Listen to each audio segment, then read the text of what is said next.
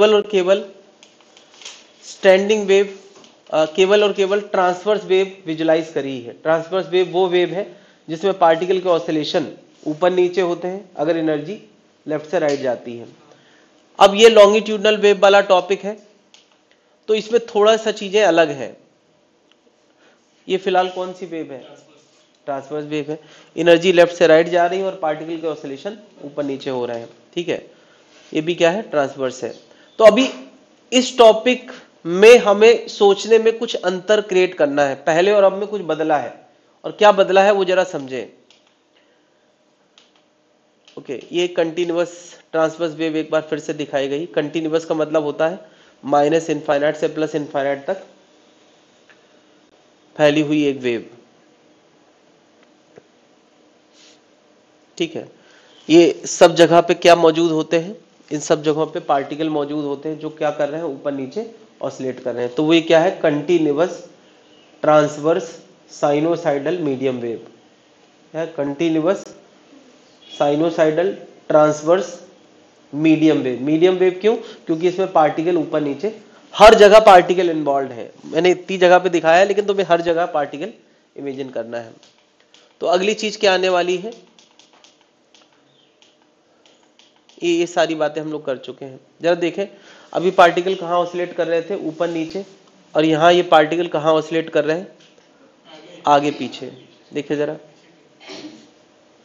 आगे पीछे इस तरह से ऑसिलेट कर रहे हैं। बल्कि दो लाइनें दिखाने की जरूरत नहीं, तुम एक लाइन से ये समझो। बस इतना ही अंतर है लॉन्गिट्यूडनल वेव के विजुलाइजेशन में।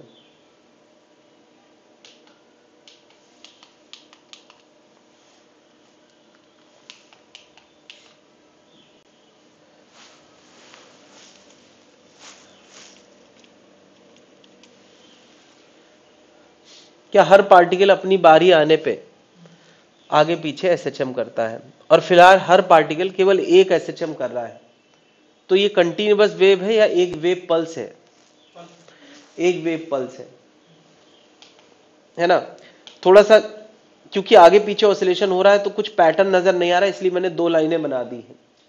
वो एक लाइन समझे। क्यों रुक जाएंगे? हम पल्स बना रहे हैं इसलिए रुके हैं।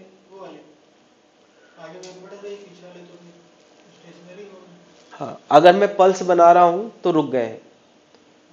अगर मैं कंटिन्यूअस वेव पढ़ूंगा तो हमेशा चलते रहेंगे सारे के सारे। पल्स मैं इसलिए बना रहा हूं, पहले एक पिक्चर तो दिमाग में बने कि हो क्या रहा है, ठीक है। मैंने यहां पर एक वेव पल्स जनरेट करी है और इसको एक वेव फ्रेम के अंदर बंद कर दिया ताकि तुम्हें एक चीज नजर आए। क्या बताओ, किसी वक्त इस फ्रेम का फोटो खींचो, चाहे इधर चाहे इधर, तो फोटो अलग अलग आएगा या एक जैसा आएगा? एक जैसा आएगा। वो अलग बात है कि यहां फोटो देने वाले लोग अलग थे, यहां फोटो देने वाले लोग, पार्टिकल अलग है, लेकिन फोटो हमेशा एक पल्स का फोटो एक जैसा। ये भी ये ट्रांसवर्स वेव में भी तो होता था, है ना। हालांकि यहां के फोटो में कोई बहुत ज्यादा जो शेप नजर आता था वेव काला, वो यहां नजर नहीं आएगा। अच्छा, पहले और अब में केवल इतना ही अंतर है कि वो ऊपर नीचे ऑसिलेट करते थे और ये आगे पीछे ऑसिलेट करते। उनका भी अपना एक मीन पोजीशन होता था, इनका भी अपना एक मीन पोजीशन है, ठीक है। मैं इस वेव के साथ एक एक एक ग्राफ बना रहा हूं, क्योंकि यहां पे दिखाने को कुछ नहीं, तो मैंने इस वेव के साथ साथ चलता हुआ एक ग्राफ बनाया है ना। ये जो ग्राफ है ना, अगर यही पार्टिकल ऊपर नीचे ऑसिलेट कर रहे होते तो ये ग्राफ ही उनका असली चेहरा होता। क्या ट्रांसवर्स वेव में उनका चेहरा ऐसे ही तो बनता था? लेकिन अब मैं इसको चेहरा ना कह के क्या कह रहा हूं?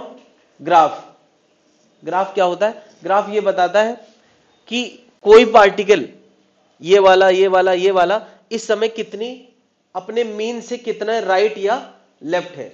जो पार्टिकल ज्यादा राइट है वो ज्यादा ऊंचा दिखाया जाएगा, जो पार्टिकल ज्यादा लेफ्ट है वो ज्यादा नीचे दिखाया जाएगा ग्राफ में। जो थोड़ा राइट है वो थोड़ा ऊपर दिखाया जाएगा, थोड़ा राइट थोड़ा ऊपर, ज्यादा राइट ज्यादा ऊपर, ज्यादा लेफ्ट ज्यादा नीचे। यानी ग्राफ अब उस पूरी भीड़ में से हर पार्टिकल को रिप्रेजेंट कर रहा है कि किसका डिस्प्लेसमेंट अपने मीन से राइट है, किसका लेफ्ट है। इधर वालों का लेफ्ट है, इधर वालों का राइट है। और जिसकी ऊंचाई ज्यादा मतलब ज्यादा राइट, जिसकी ऊंचाई कम उसका कम राइट। क्या बात समझ रहे हो? पहले ये ग्राफ नहीं, पार्टिकल का असली चेहरा होता था, और अब इसको मैं क्या कह रहा हूं, ग्राफ। तो ग्राफ वाइज ऐसा होना भी चाहिए। मैंने यार इस बार जैसे तुम कह रहे थे ना कि आके रुक जाता है, इस बार देखो मैंने एक ही पार्टिकल का ऑसिलेशन एक बार नहीं 2 बार कराया है। देखो यार अभी इसकी लाइफ में एक ऑसिलेशन पूरा होगा, आगे जाना, पीछे जाना, फिर वापस आना, फिर राइट जाना, फिर लेफ्ट आना। यानी अब ये मैंने 2 पल्स की वेव बनाई है। देखो जरा, 2 पल्स की वेव बनाई है, तो 2 बार ऑसिलेट किया है। 3 पल्स की होती तो कंटिन्यूअस वेव होती तो वो परमानेंट ऑसिलेट करता।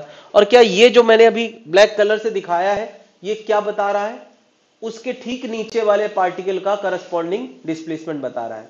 क्या जनता समझ पा रही? यानी पहले जो असली चेहरा होता था, अब वो क्या बन चुका है, ग्राफ बन चुका है। बात क्लियर है? मैं इस वेव को एक और नजरिए से दिखाने वाला हूं। लॉन्गिट्यूडनल वेव को हम लोग बोलते हैं प्रेशर वेव, एक और नाम देते हैं क्या, प्रेशर वेव।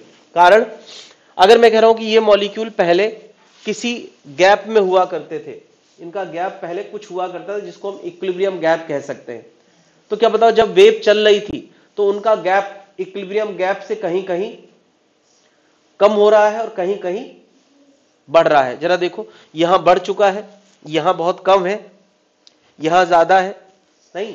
तो क्या हम इसको एक नजरिए से देख सकते हैं कि जब वेव चलती है, लॉन्गिट्यूडनल वेव जब चलती है, तो कहीं कहीं का प्रेशर ज्यादा होता है, कहीं कहीं का प्रेशर, यानी यार ये कंप्रेशन रेयरफैक्शन के फॉर्म में चलती है, कहीं कहीं प्रेशर बढ़ जाता है और कहीं कहीं प्रेशर कम हो जाता है। मैंने यार इस पुराने ग्राफ के साथ साथ एक रेड कलर का ग्राफ दिखाया है। पहले ब्लैक कलर का ग्राफ में बना रहा था, वो डिस्प्लेसमेंट को बताता था, अब डिस्प्लेसमेंट भूल जाओ। अब तुम ये देखो कि इस रीजन में प्रेशर इक्विलिब्रियम प्रेशर जैसा है, इस रीजन पे प्रेशर बहुत बढ़ गया है और इस रीजन पे प्रेशर सबसे कम है। ये लाल ग्राफ उस जगह पे उसके करस्पॉन्डिंग माहौल का प्रेशर बताने का कोशिश कर रहा है। कहीं कहीं प्रेशर जो सबसे ऊंचाई वाला एरिया दिखाया है, जहां पे ग्राफ सबसे ऊंचा है, वहां का प्रेशर सबसे, और जो सबसे नीचा है वहां का प्रेशर सबसे कम है। और जहां जीरो हाइट दिखाई है, इसका मतलब वहां का प्रेशर पहले जैसा है, जीरो नहीं है। मैं कहूंगा जितना गैप पहले था उतना ही गैप अब भी है, तो प्रेशर में कोई बदलाव, जहां पास पास आ गए वहां प्रेशर बढ़ गया, जहां दूर दूर चले गए वहां प्रेशर कम हो गया।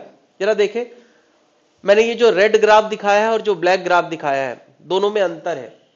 क्या ब्लैक और रेड में पाथ वाइज कितना अंतर है, कोई बता सकता है?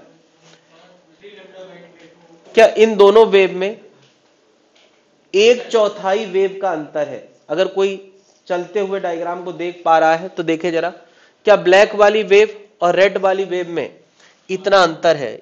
ऐसा लग रहा है रेड वाला इतना खिसका हुआ है, पीछे भी देख सकते हो कितना अंतर है, λ/4। या पाथ वाइज बात करें तो λ/4, फेज वाइज बात करें तो λ/4, यानी कितना भाई, एक लैम्डा 2π होता है, तो λ/4 मतलब कितना हो गया? यानी यार अगर हम वेव को प्रेशर के नजरिए से देखते हैं और डिस्प्लेसमेंट के नजरिए से देखते हैं, तो दोनों में फेज वाइज कितना अंतर है? π/2। क्या इतनी बात समझ में आ रही है? अब मैं इन ग्राफ की इक्वेशन लिखने वाला हूं।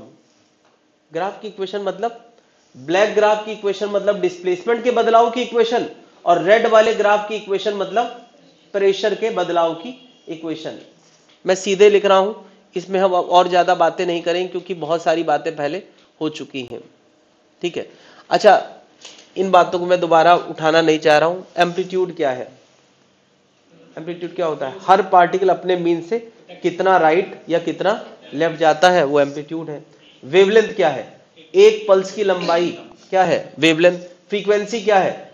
एक सेकंड में कितनी पल्स निकल गई, वो फ्रीक्वेंसी है।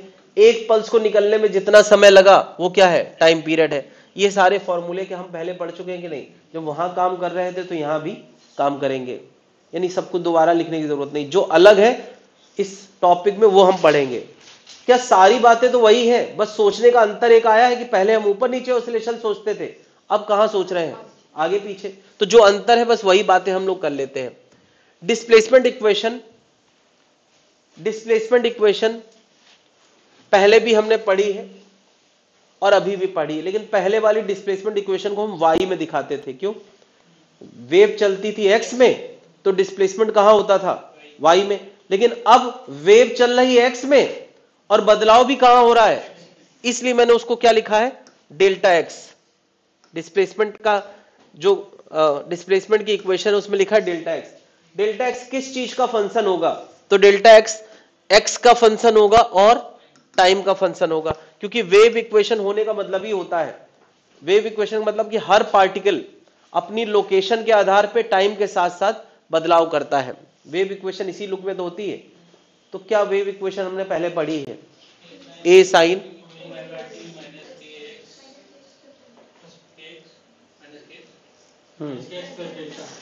के एक्स प्लस डेल्टा, तो अभी भी वही होगा, बस बदलाव सोचने के लिए बदला है कि वो आगे पीछे है, पहले बस इतना ही तो बदला है। खैर, अच्छा, जब हम लॉन्गिट्यूडनल वेव करते थे, ट्रांसवर्स वेव पढ़ते थे, ये नोट करने के लिए नहीं, मैं बस बता रहा हूं, क्या कोई पार्टिकल का मीन पोजीशन ये होता था और वो अपने मीन पोजीशन से थोड़ा ऊपर या थोड़ा नीचे पाया जाता था? तो अगर मैं कह दूं कि मैंने कहीं पे ओरिजिन मान रखा है 0 0, तो बताओ इस पार्टिकल के कोऑर्डिनेट एक्स में बदलता था या वाई में? वाई में। तो इसके कोऑर्डिनेट में एक उसकी मीन वैल्यू होगी एक्स और एक उसकी हाइट वैल्यू होगी क्या? वाई। जो वाई टाइम के साथ साथ ऊपर नीचे होता रहता था, तो उसके कोऑर्डिनेट होंगे एक्स कॉमा वाई। अच्छा, यहां अगर मैं कह रहा हूं कि वेव चल रही है ऐसे, तो हर पार्टिकल अपने मीन से थोड़ा आगे जाता होगा या थोड़ा पीछे, यही तो हो रहा है, अपने मीन से थोड़ा आगे या थोड़ा पीछे, ऐसे ही तो हो रहा है। तो क्या बताओ उसका कोई एक्स कोऑर्डिनेट है, मान लिया मैंने कहा ये ओरिजिन है हमारा और उसका ये कोई एक्स कोऑर्डिनेट है, तो क्या उसका एक्स कोऑर्डिनेट के अलावा भी कोई कोऑर्डिनेट हो सकता है? नहीं। लेकिन क्या उसका एक्स कोऑर्डिनेट वही रहेगा या उसमें बदलाव होगा? कितना बदलाव होगा? यही तो उस बदलाव को डिनोट करता है, यानी किसी वक्त वो इधर है तो मैं कहूंगा उसके अंदर कुछ डेल्टा एक्स का बदलाव है। नहीं तो बता यार, उसका ओवरऑल कोऑर्डिनेट क्या हो जाएगा? तो मैं कहूंगा उसका ओवरऑल कोऑर्डिनेट क्या, बता ओवरऑल कोऑर्डिनेट, पहली बात तो यह है कि एक्स में ही आएगा, वाई में नहीं आएगा, और वो कितना होगा? जितना उसका पहले से एक्स था, है ना, प्लस डेल्टा एक्स। ये उसका एक्स क्या है? मीन वाला एक्स है, और उसमें डेल्टा एक्स, क्या डेल्टा एक्स हमेशा पॉजिटिव होगा? नहीं, पॉजिटिव होगा, और वो समय के साथ साथ क्या ये टर्म पॉजिटिव यानी बढ़ता भी है और घटता भी है। तो क्या उसका एक्स कोऑर्डिनेट उसकी मीन वैल्यू से आगे भी जा सकता है, और ज्यादा ज्यादा कितना जा सकता है? ज्यादा ज्यादा राइट एक्स प्लस ए हो सकता है, और कम से कम कितना हो सकता है? Minus a. क्या maximum x coordinate x plus a हो सकता है, जहां ये एक्स उसकी मीन वैल्यू है, और कम से कम कितना हो सकता है? X minus a. क्या ये बातें हम ट्रांसवर्स वेव में नहीं कर सकते थे? ट्रांसवर्स में एक्स हो सकता था और वाई हो सकता था, यहां एक्स कुछ आगे हो सकता है और कुछ पीछे हो सकता है, ज्यादा ज्यादा इतना आगे और कम से कम, क्या इतनी बात समझ में आ रही? उसका एक्स मैक्स वो होगा एक्स मीन वाला प्लस ए, और एक्स मिन कितना होगा? X mean minus a. क्या ये बात समझ में आ गई? इतनी बात पहले तो समझ ले और नोट कर ले। जहां से हमने ट्रांसवर्स वेव छोड़ा था वहीं से सीधे कंटिन्यू कर रहे हैं। अब इसमें हम इतनी डिटेल में सारी बातें नहीं करेंगे कि फेज क्या होता है, लेमडा क्या होता है, वो सब हम पढ़ चुके हैं पहले से, बस दिमाग में पिक्चर चेंज करना है।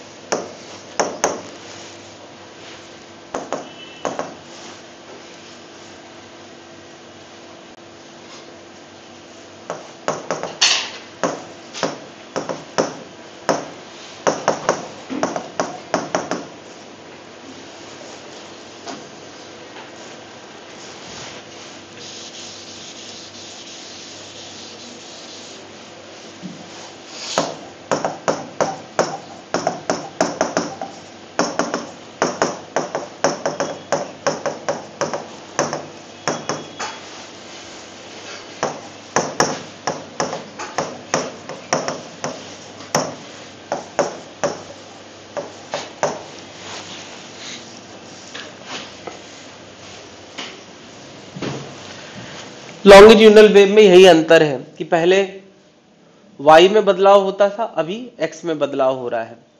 क्या हम लॉन्गिट्यूडनल वेव को एक और नजरिए से देख सकते हैं?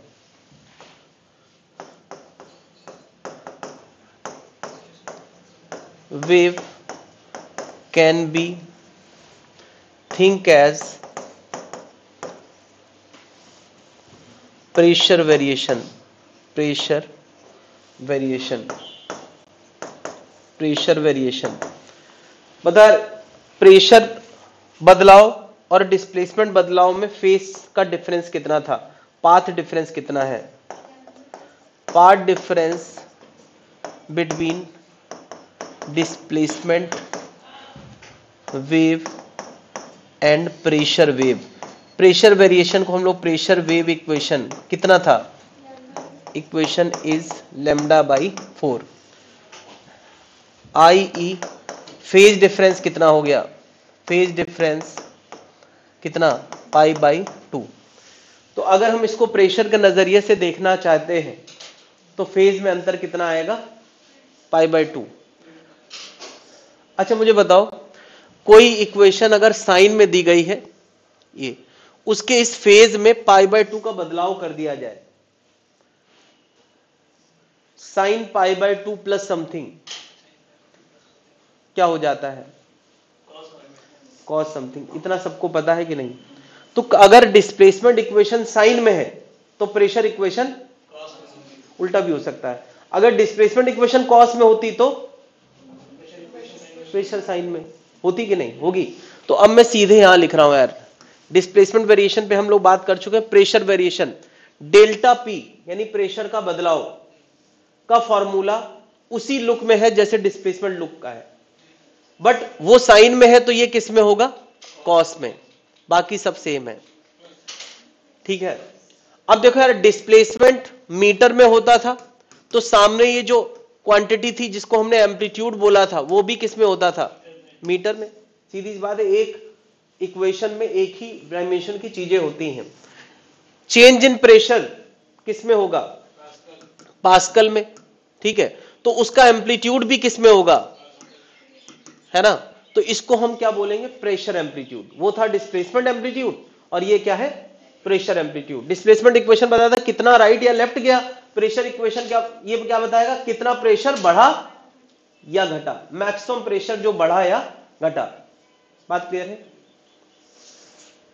अब यार डेल्टा पी का लेना देना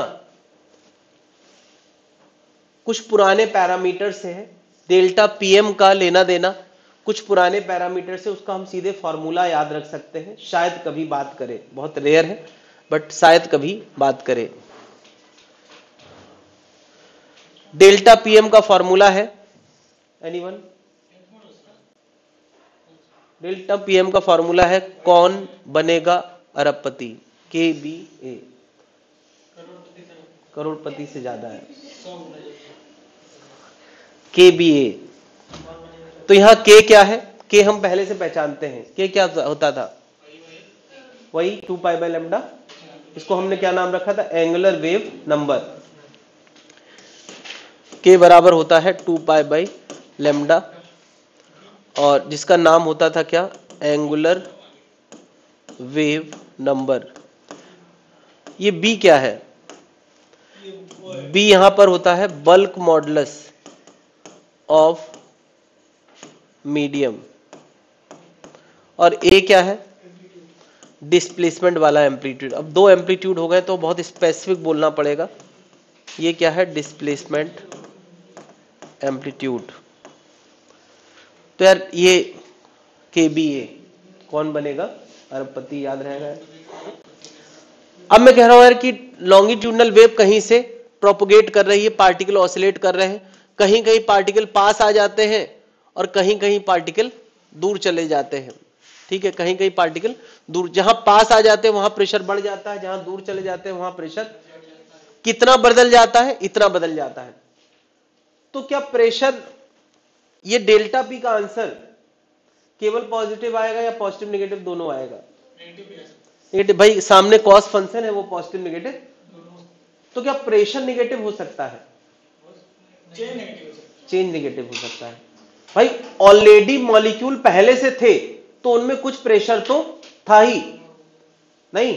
अगर कहते हैं ओवरऑल प्रेशर किसी जगह का कितना हो गया, तो मैं कहूंगा ओवरऑल प्रेशर लाना चाहते हो तो जितना प्रेशर उसका इक्विलिब्रियम था उसमें क्या जोड़ दो, डेल्टा पी, जितना प्रेशर ऑलरेडी था। तो यार एटमॉस्फेयर में कुछ प्रेशर होता है, एटमॉस्फेयर प्रेशर बोलते हैं। किसी सॉलिड के अंदर, मॉलिक्यूल के अंदर कुछ और प्रेशर होता है, लिक्विड के अंदर कुछ, तो वो प्रेशर ऑलरेडी होता है। लेकिन जब वेव चलती है तो उस प्रेशर में क्या होता है, बदलाव होता है। ये बदलाव को डिनोट करता है, ये ओवरऑल प्रेशर को। तो अगर ओवरऑल प्रेशर निकालना हो तो हम क्या करेंगे, जितना पहले से उसमें प्रेशर था में से बदलाव जोड़ देंगे। क्या ये बदलाव टाइम और एक्स का फंक्शन है? इतनी बात समझ में आए? वही बात है यार, जैसे मैं अभी एक्स के लिए की, ओवरऑल एक्स कोऑर्डिनेट क्या होगा, जो एक्स कोऑर्डिनेट था उसमें बदलाव होके फाइनल एक्स। इसी तरह से ओवरऑल प्रेशर क्या होगा, जो प्रेशर था उसमें बदलाव होके जो प्रेशर बना। कोई पूछे यार प्रेशर ज्यादा से ज्यादा कितना हो सकता है, P not plus delta PM. अरे जैसे मैं कहता था x not plus delta x, उसी तरह हम क्या लिखेंगे, P not plus delta PM. और मिनिमम कितना हो सकता है, P not minus delta PM. जैसे एक्स पे हम बात करते थे कोऑर्डिनेट ज्यादा ज्यादा, पी में हम बात करेंगे प्रेशर ज्यादा ज्यादा कम से कम। जहां सबसे ज्यादा प्रेशर होता है उसको हम बोलते हैं कंप्रेशन जोन, कंप्रेशन जोन। और जहां पर हम सबसे कम प्रेशर देखते हैं उसको क्या बोलते हैं, रेयरफैक्शन जोन। कहां प्रेशर ज्यादा, और ये रेयरफैक्शन कंप्रेशन जोन शिफ्ट होता जाता है धीरे धीरे।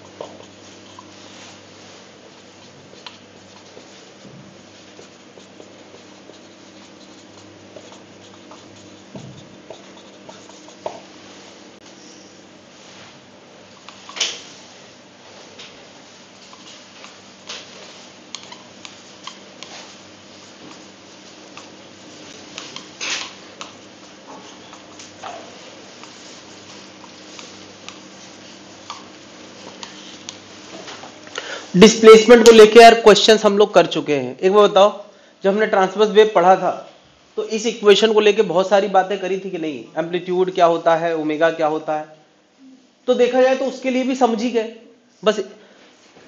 तो मैं उस पर एक क्वेश्चन करा रहा हूं, उसके बाद हम लोग आगे बढ़ जाएंगे।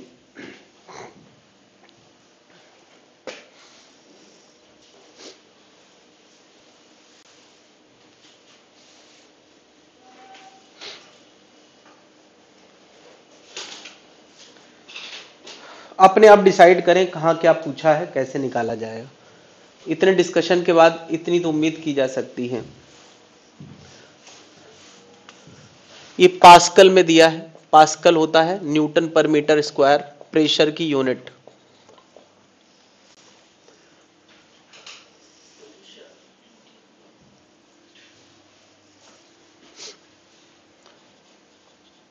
वेव स्पीड और बढ़ा लें यहां पे।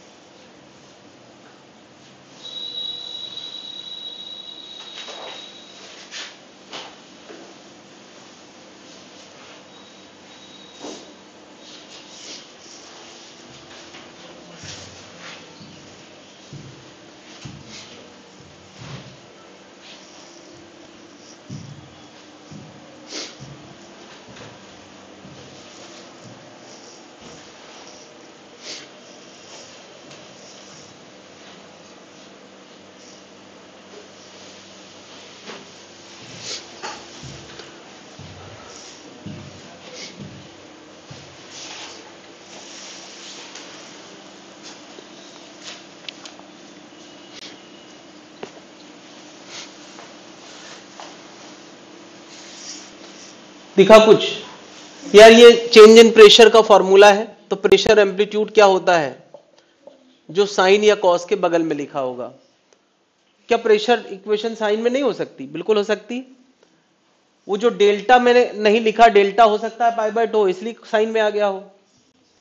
डेल्टा पीएम प्रेशर एम्पलीट्यूड होता है और वो कितना दिया है? 20 साइन। इसको हम इससे कंपेयर कर सकते हैं। हमेशा टी के बगल में क्या होता है? ओमेगा, और एक्स के बगल में क्या होता है? के। कहां तक पहुंचे? दूसरा हो गया। मुझे बताओ ओमेगा कितना दिया है? 100 पाई, और के कितना दिया है? 0.5 पाई। ओमेगा इक्वल टू हमने क्या पढ़ा है? 2 पाई इंटू फ्रीक्वेंसी पढ़ा है। पाई से पाई कैंसिल, तो फ्रीक्वेंसी कितना आ गया? 50 हर्ट्ज फ्रीक्वेंसी आ गया। के बराबर क्या होता है? 2 pi by lambda. Pi pi cancel हो गया, तो लेमडा कितना आ गया? 4 मीटर। कितने लोग आ गया यार? फिर पूछा गया यार वेव स्पीड v, तो v इक्वल टू होता है ओमेगा बाई के। सीधे लिखो यार, ओमेगा है 100 पाई और k है 0.5 पाई, तो ये कितना आ गया यार? 200 मीटर पर सेकेंड। कितने लोग आ गया यार? आगे हो गया सारे?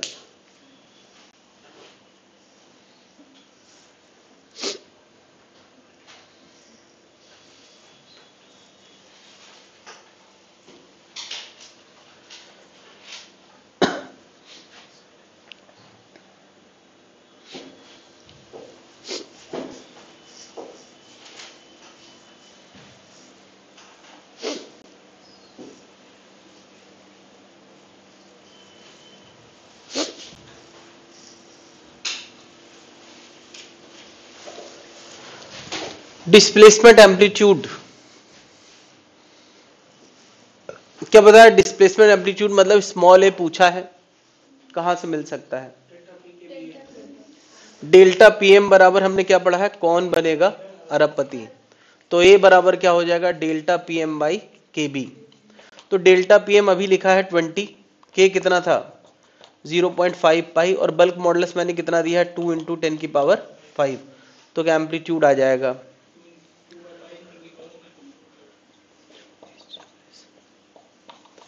ये आ गया 20 बाई पाई -5 मीटर।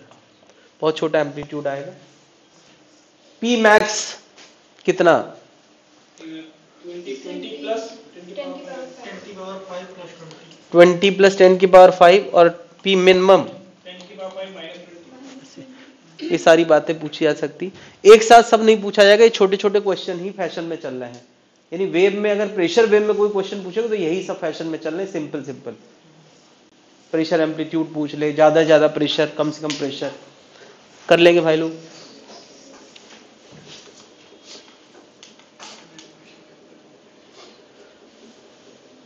ये तुम्हारे लिए नहीं है।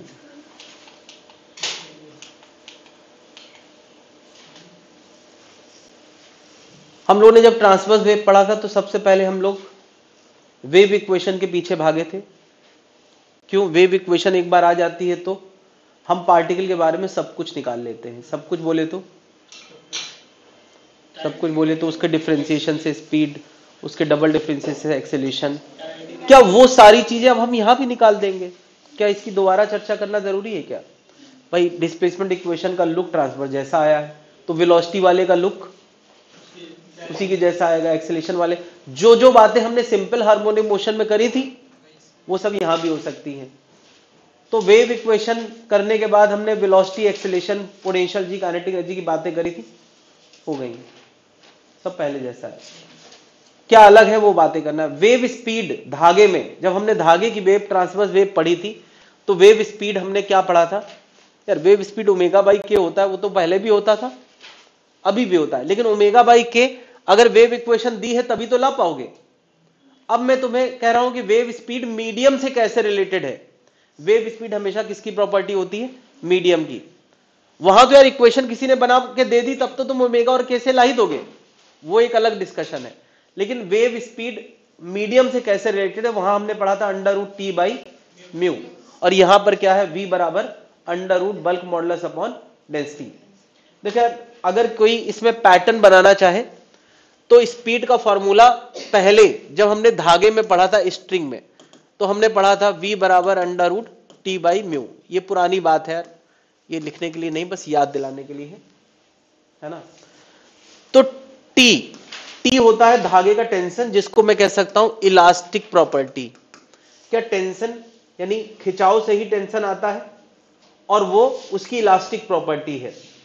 कितने खिंचाव पे कितना टेंशन आएगा ये उसकी अपनी बात है, मटेरियल डिपेंडेंट बात है नहीं। म्यू, ये इसको बोलते हैं क्या? Inertial property. हर वो चीज जो मास से रिलेटेड है उसको क्या बोलते हैं? Inertial property. इनर्शियल मतलब होता है मास से रिलेटेड, नहीं, मास को इनर्शिया भी बोलते हैं। ज्यादा मास ज्यादा इनर्शिया, बात समझ रहे? तो बता रहे यहां बल्क मॉडुलस, इसको क्या पढ़ रहे हैं? Bulk modulus. ये कौन सी प्रॉपर्टी हो गई? हाँ, इलास्टिक। और रो क्या हो गया? Inertial property. क्या रो यानी डेंसिटी मास से रिलेटेड है कि नहीं? तो कहीं भी किसी भी टॉपिक में स्पीड, यानी उस टॉपिक और इस टॉपिक में स्पीड का फॉर्मूला इलास्टिक और इनर्शियल प्रॉपर्टी पे डिपेंडेंट आता है। वहां भी हमने देखा था और यहां भी देखा। अगर पैटर्न बनाना चाहें, वरना तुम ऐसे समझ लो सेम लुक के फॉर्मूले हैं, ठीक है। बी क्या है? Bulk modulus. रो क्या है? इन जनरल अगर कुछ ना दिया हो तो वेलोसिटी ऑफ द वेव का ये फॉर्मूला है। बट अब इस फॉर्मूले को सॉलिड और लिक्विड के लिए हम थोड़ा और एक्सप्लोर करने वाले हैं। जनरल फॉर्मूला यही है, कोई कुछ ना बताए कि जो मीडियम है वो सॉलिड है, लिक्विड है या गैस है, तो तुम ये फॉर्मूला लगा सकते हो। ये इन जनरल है ना। इन जनरल कोई कुछ ना बोले तो ये है, कोई बोल दे तो यही फॉर्मूला और भी लुक में आ सकता है। उसके डिफरेंट लुक हमें देखना है। किसके किसके लिए? सॉलिड के लिए, लिक्विड के लिए और गैस के लिए। और सॉलिड में भी 2D सॉलिड, 3D सॉलिड के अलग अलग फॉर्मूले हैं। ये पूरी कहानी नोट नहीं करना है, बस सीधे फॉर्मूले लिखना है।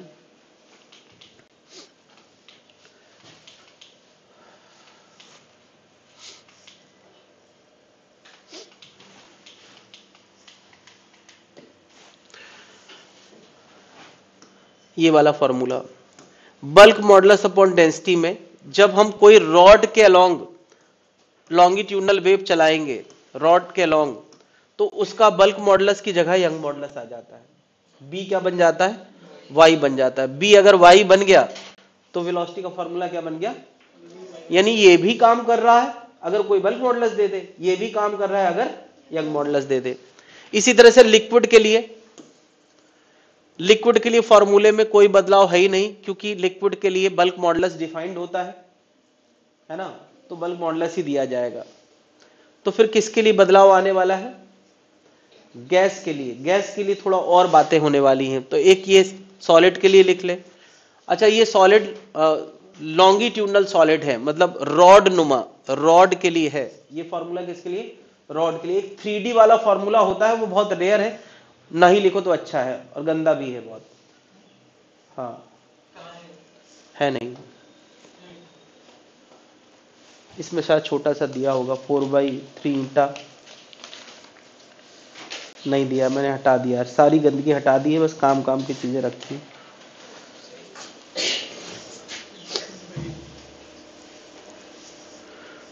तो सॉलिड हो गया, लिक्विड हो गया। लिक्विड में तो कुछ बदलाव है ही नहीं।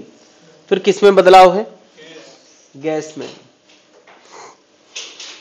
गैस को लेके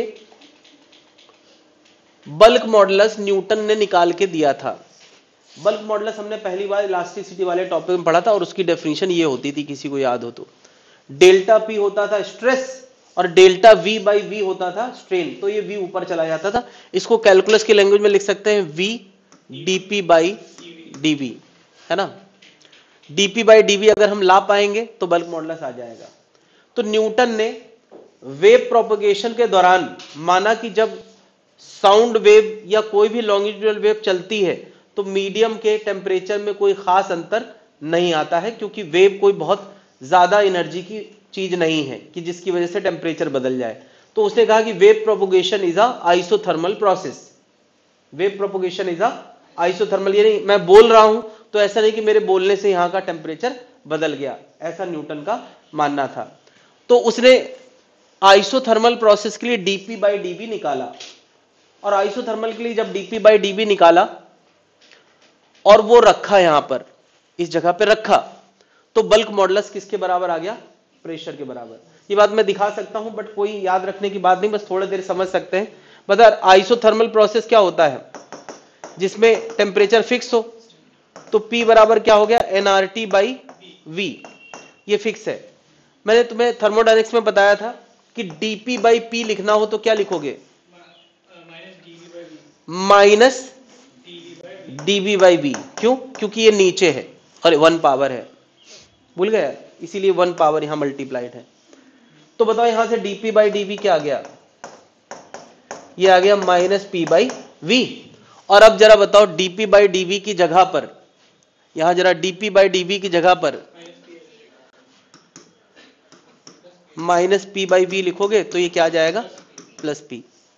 न्यूटन ने इसी तरीके से एक्सप्लेन करके बल्क मॉडुलस को किसके बराबर लिख दिया? प्रेशर के। तो बताओ स्पीड का फॉर्मूला न्यूटन के हिसाब से, न्यूटन्स फॉर्मूला क्या आएगा for wave speed? Under root P by rho. तुम कहोगे इसका मतलब बल्क मॉडुलस की जगह प्रेशर रख दिया गया है, तो वही बना रहने देते। अरे बल्क मॉडुलस ही बना रहने देते, क्या फायदा मिल गया? फायदा ये मिल गया कि गैस वाला टॉपिक जब तुम पढ़ते हो तो तुम्हारे लिए इजीली अवेलेबल चीज क्या होती है? प्रेशर की बल्क मॉडुलस। तो उसने सिंप्लीफाई कर दिया कि भाई बल्क मॉडुलस प्रेशर के बराबर ही है, तो तुम वेलोसिटी का फॉर्मूला आप क्या दे सकते हो? P बाई रो। नहीं, बट बाद में ये फॉर्मूला गलत पाया गया, यानी किसी क्वेश्चन में ये फॉर्मूला लगाना नहीं है जब तक यही क्वेश्चन ना पूछा जाए कि न्यूटन फॉर्मूला बताओ। बस केवल न्यूटन फॉर्मूला पूछा जाए तब तुम्हें ये याद रखना है। लेकिन अगर कोई वेव स्पीड पूछे तो क्या उसके लिए ये फॉर्मूला लगा सकते हैं? नहीं, क्योंकि ये बाद में गलत साबित हुआ। उसने कहा, किसने? लाप्लास ने। लाप्लास ने कहा वेव प्रोपगेशन के दौरान प्रोसेस इतना फास्ट होता है, मॉलिक्यूल पास कंप्रेस एक्सपैंड करते इतने फास्ट कि उस प्रोसेस को आइसोथर्मल ना कह के हमें क्या कहना चाहिए? एडियाबैटिक। क्या कहना चाहिए? एडियाबैटिक। तो एडियाबैटिक मान के बल्क मॉडुलस उसने P ना दिखाया, बल्कि क्या दिखा दिया? Gamma P। तो बताओ ये वेलोसिटी का फिर सही फॉर्मूला क्या बना? Under root gamma P by rho. ये फॉर्मूला सही माना गया। तो गलत क्यों पढ़ रहे हैं? क्योंकि न्यूटन ने कहा था। इन्फ्लुएंसिंग पर्सनालिटी कुछ बोलती है तो उसके फर्क होते हैं। बात समझ रहा है? इतना सब कुछ, फिजिक्स पूरी उसी पे है। कोई ऐसा टॉपिक जिसमें न्यूटन का नाम ना आया हो, बताओ जरा। सम्मान के लिए क्या, कि उनकी विचारधारा सबके सामने प्रस्तुत की जाए कि वो कैसे सोचते थे। सोचो उस जमाने में किसी ने ये भी सोचा तो भी बहुत सोचा, ये बताने के लिए।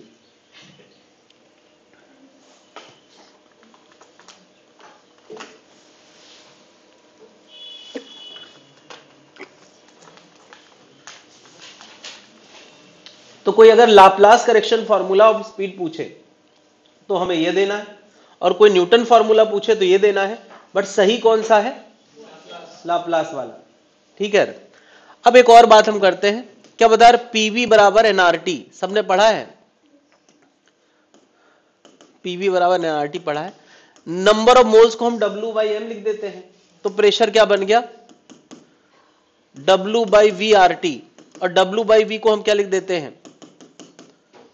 बोलो यार, सब केमिस्ट्री में करते हैं। W है मास, V है वॉल्यूम, तो मास अपन वॉल्यूम क्या हो गया?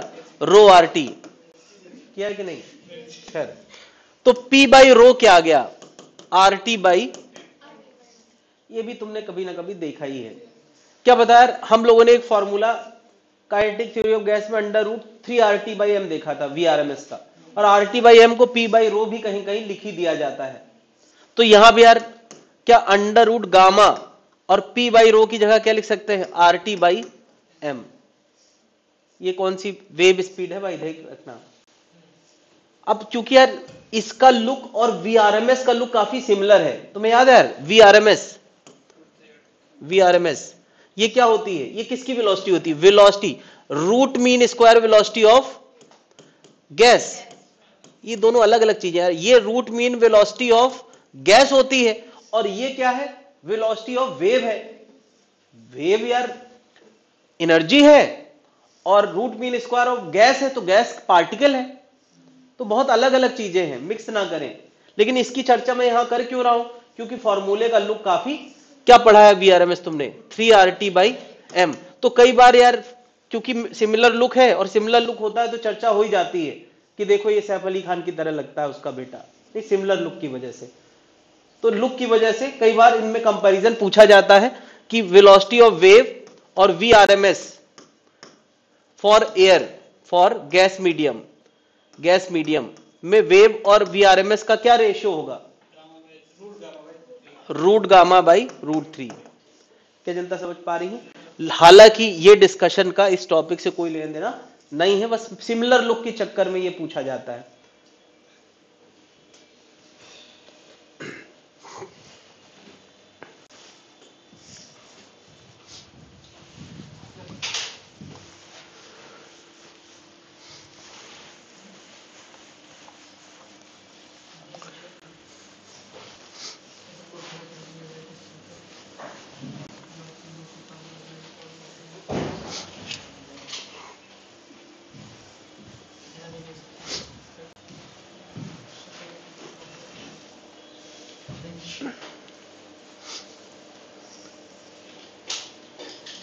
वेव स्पीड के हमने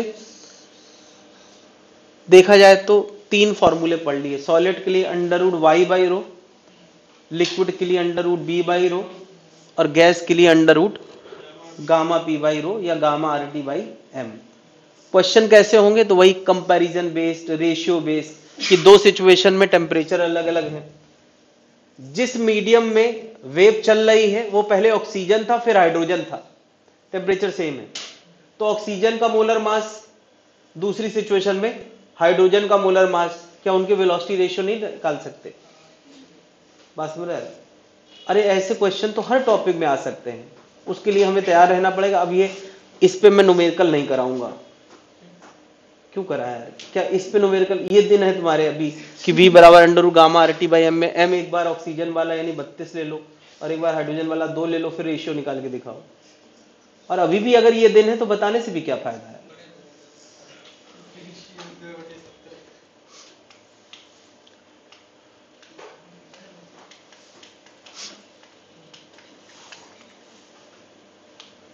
नहीं पूछा जाएगा यार। ये सारी बातें छोड़ के हम लोगों को बस एक बात याद रखना है कि इंटेंसिटी, बता साउंड में हम लोगों ने धागे में इंटेंसिटी का फॉर्मूला क्या पढ़ा था? वो पढ़ा था half a square omega square rho V. तो लॉन्गिट्यूडनल वेव के लिए इंटेंसिटी का फॉर्मूला क्या है?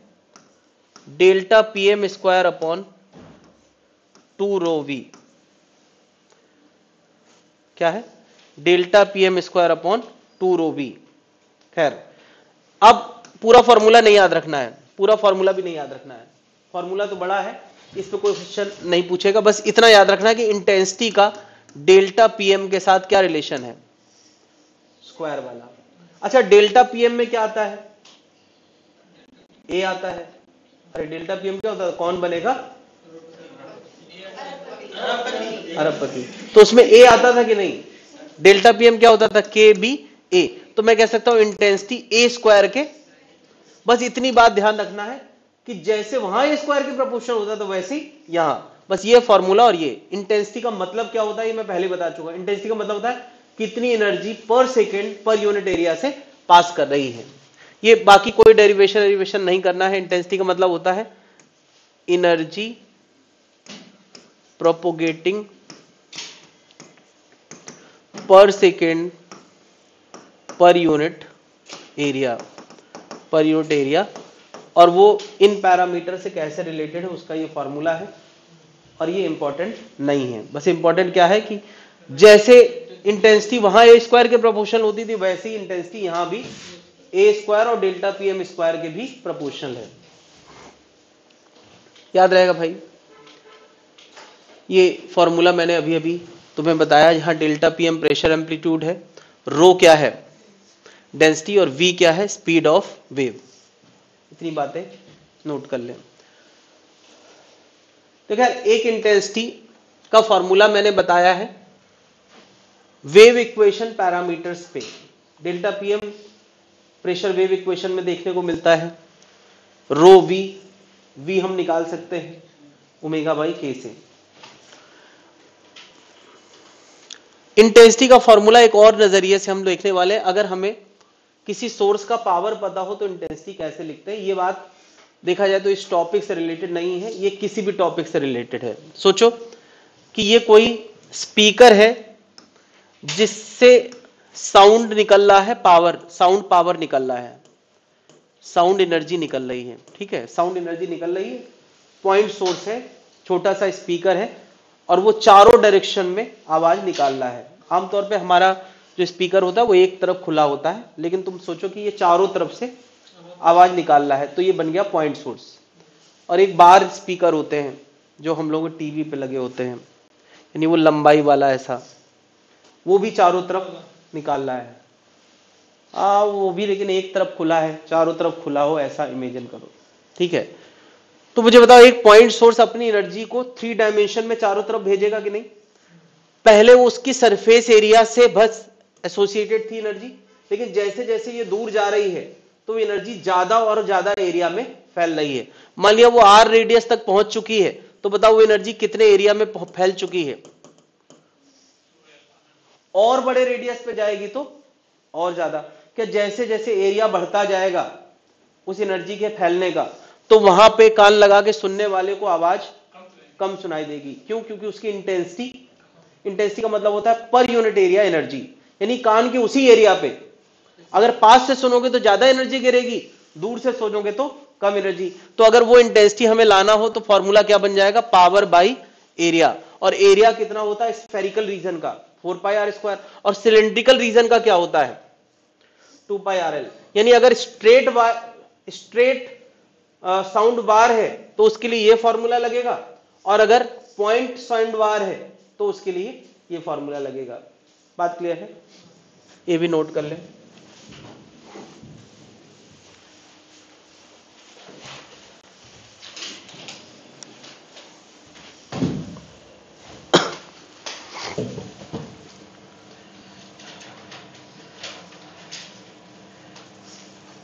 एक फीडबैक फॉर्म आएगा तुम लोगों के पास जिसमें सबको फीडबैक देना है, नाम नहीं लिखना है।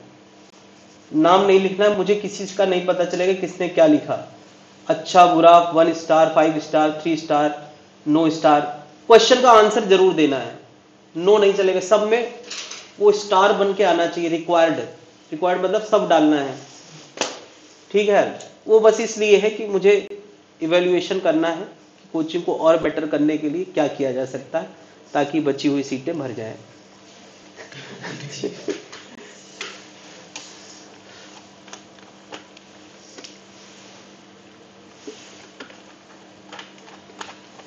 ठीक है, तो तुम्हें करना कैसे है, किसी भी बच्चे को फोन करना है लिंक भेजने के तुरंत बाद, और फोन ही पे उससे भरवा के तब क्लोज करना है, ठीक है। और तुम मुझे को नहीं बताओगे कि ये किस बच्चे का है, इन्हीं के पास कलेक्ट होके आएगा, बाद में मुझे किसी का नाम दिखेगा नहीं। भाई कैसे पता चलेगा जब उसमें नाम ही नहीं है, केवल पैरामीटर्स होंगे उसका करना है। क्योंकि सबसे बड़ी समस्या ये होती है कि सर को पता चलेगा तो चलो अच्छा लिख देते, बिल्कुल नहीं। जो तुम्हें सही लगता है वो लिखना है, जो तुम्हें सही लगता है वो लिखना है, अच्छा बुरा कुछ नहीं, और वो काम का है। सबसे अच्छी बात, सही लिखोगे तो मेरे काम का है, बढ़ा के लिखोगे तो काम का नहीं, और गुस्सा है घटा के लिखोगे तो भी काम का है। तो भी काम का है भाई, कि गुस्सा है तो मतलब तुमने कम कम लिखा है, तो गुस्सा नहीं होना चाहिए। क्यों गुस्सा हुआ, उसमें कमेंट का एक ऑप्शन बनाना पड़ेगा ताकि लोग अपनी गुस्सा लिख सके अगर हैं किसी बात पे।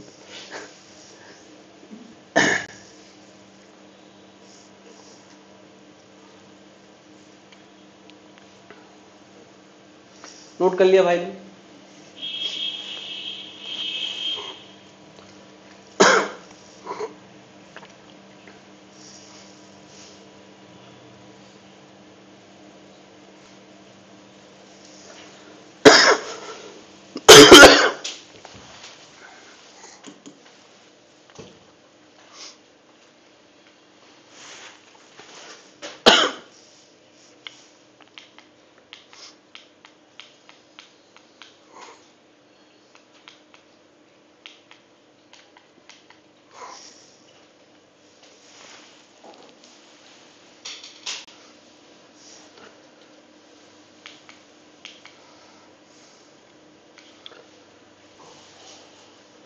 पिच, क्वालिटी, ये सब, लाउडनेस, इसके क्वेश्चंस कट कर दें, गलती से आ गए हैं इसमें, वो नहीं करना है।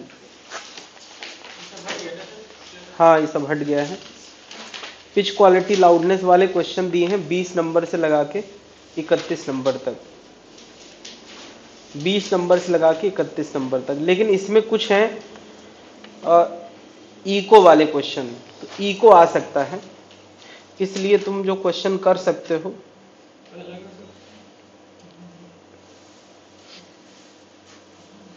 ट्वेंटियथ कर सकते हैं, 22 कर सकते हैं, 25 कर सकते हैं,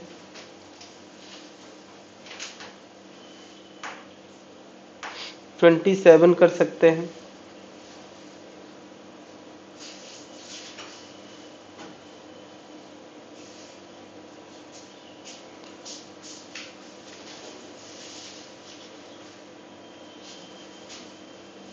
30th कर सकते हैं,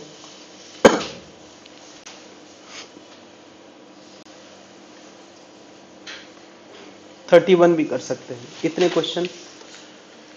तो केवल इको पे हमें बात करना है। इको क्या होता है? अगर हम किसी ऊंची बिल्डिंग के पास खड़े होके, थोड़ा दूर खड़े होके कोई आवाज निकालते हैं तो आवाज बिल्डिंग से टकराती है और टकरा के हमें थोड़ी देर बाद सुनाई देती है। कभी कभी गहरा कुआं है, वहां पे हमने कुछ बोला तो जो बोला है उसकी आवाज कुएं तक जाएगी और टकरा के फिर हमें थोड़ी देर बाद सुनाई देती है। कितनों ने ऐसा किया है कभी ना कभी? किससे, मतलब किससे रिफ्लेक्शन कराया? हॉल में। हाँ, बड़े हॉल में।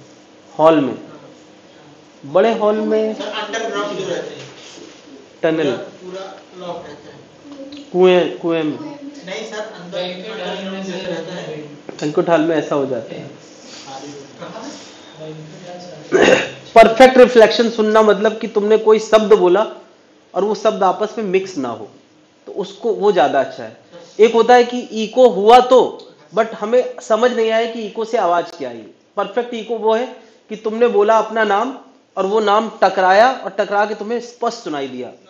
ये कुएं में होता है। एकदम स्पष्ट 2 से 3 बार सुन लेते हैं। हाँ ये भी हो सकता है मल्टीपल, अगर तुम दो बड़ी बिल्डिंगों के बीच में खड़े हो तो दो तीन बार भी सुनाई दे सकता है ना। अजय देवगन पहाड़ी के बाहर खड़े होके बोला करता था सपना, तो वहां से सपना सपना सपना ऐसे आवाज लौटा करती थी। एक मूवी थी उसमें ऐसा था। तो वो इको है बेसिकली, पहला आवाज थोड़ा तेज सुनाई देगा, अगला इको थोड़ा कम, क्योंकि वो स्प्रेड होता जा रहा है, साउंड स्प्रेड होता जा रहा है।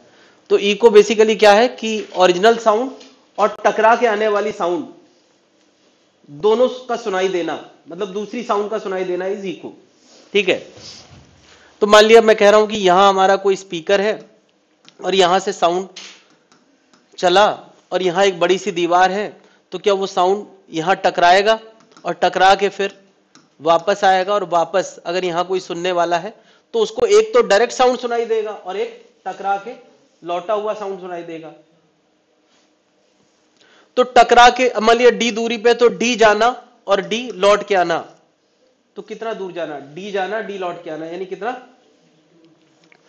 v स्पीड ऑफ साउंड है ये हमें पता होगा, तो हम बता सकते हैं कितने समय में इको लौट के आएगा। समय बराबर क्या होता है, दूरी बटा चाल, डिस्टेंस अपॉन स्पीड। तो डिस्टेंस कितना हो गया 2d जाना है, और कितनी स्पीड ऑफ साउंड से लौट के आया, तो हम बता सकते हैं अगर हमारी रिक्वायरमेंट है कि कितने टाइम में सुनाई देगा। एक रिक्वायरमेंट ये हो सकती है कि कितने टाइम में सुनाई देगा, तो जितनी ज्यादा दूरी उतने ज्यादा समय। अब दूरी इतनी भी ज्यादा ना हो कि वहां से लौटने वाली आवाज डैम्प होके इतनी कम हो गई कि तुम्हें सुनाई नहीं दे रही, ये भी है। अब ऐसा भी नहीं कि तुमने यहां बोला और हिमालय से टकरा के तुम्हारी आवाज यहां लौट के आ जाएगी, क्योंकि वहां तक जाते जाते आवाज वैसी डैम्प हो जाएगी। खैर, एक डिवाइस होता है सोनार। सोनार, ये सुनार नहीं है, सोनार है। हाँ, जो ये बताता है कि बेसिकली साउंड को डिटेक्ट करने के काम आता है। मतलब पहले यहां से कोई साउंड छोड़ी गई, साउंड, वो साउंड बॉटम पे गई और जाने के बाद लौट के आई, तो ये डिवाइस बता देगा कि अब साउंड लौट आई है। यानी साउंड के दो टाइम को वो डिटेक्ट कर लेगा कि इस टाइम से इस टाइम के बीच में ये साउंड नीचे गई और लौट के वापस आ गई। तो मान लिया ये समुद्र में तैरने वाला जहाज है और पानी से होता हुआ नीचे तक जाना और लौट के आना, उसका टाइम हमें पता चल जाए, वो सोनार दर्ज कर लेगा कि इतने टाइम में। तो क्या हम ये बता सकते हैं कि ये समुद्र कितना गहरा है, इसी फॉर्मूले से। भाई हमें टाइम पता चल गया, तो D बराबर क्या हो जाएगा, D बराबर हो जाएगा V delta T upon 2। V delta T का मतलब है टोटल डिस्टेंस जो साउंड ने चला है, और वो टोटल डिस्टेंस में नीचे जाना भी है और लौट के आना भी है। तो ये टोटल डिस्टेंस में आधे से डिवाइड कर दोगे तो क्या पता चल जाएगा, गहराई। अब इतनी बातें इग्नोर करेंगे कि इतना सर ऊपर भी तो चला है। ये वेलोसिटी कौन वाली वेलोसिटी होना चाहिए, इन वाटर नहीं, ये वाटर के अंदर वाली वेलोसिटी होना चाहिए।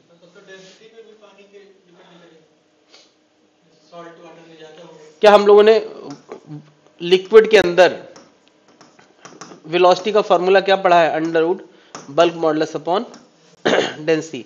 तो ये दो चीजें पता हो तो हम साउंड की वेलोसिटी बता सकते हैं, है ना। साउंड के अंदर ये वेलोसिटी लगभग 1400 के आसपास आती है, के आसपास, यानी समुद्र के पानी के अंदर ये वेलोसिटी पता है। पानी के अंदर वेलोसिटी और एयर के अंदर में सबसे कम वेलोसिटी कहाँ होती है, एयर में, उससे ज्यादा लिक्विड में, पानी में चलो लिख देते हैं, और उससे ज्यादा सॉलिड में। यानी साउंड की जो वेलोसिटी है ना, वेलोसिटी ऑफ साउंड, वो लोहे में सबसे ज्यादा होगी।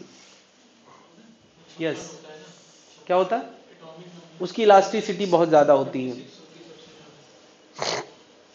5000 मीटर। तो जो साउंड है ना वो एयर में सबसे स्लो चलती है, लेकिन तब भी बहुत तेज है। जब मैं बोल रहा हूं तुरंत सुनाई दे रहा है कि तुम्हें लग रहा है कि थोड़ा देर में आया, लग तो नहीं रहा होगा, आ जरूर देर में रहा है, लग रहा है क्या।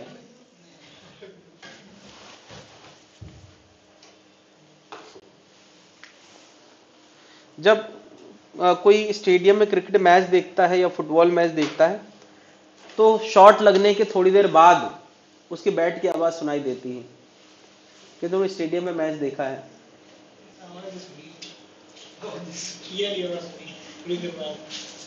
अपना मतलब वही गली क्रिकेट में अपनी बैट की तुरंत सुनाई देती भाई। अपने बैट कौन सा दूर है यार। जब तुम दर्शक बन के देखोगे तो बैट्समैन ने खेला बैटिंग, मान लिया उसने बॉल मारा तो आवाज तो तुरंत जनरेट हो गया, लेकिन तुम्हारे तक आने में उसमें थोड़ा टाइम लगेगा, तो तुम्हें वो डिले के साथ सुनाई देता है।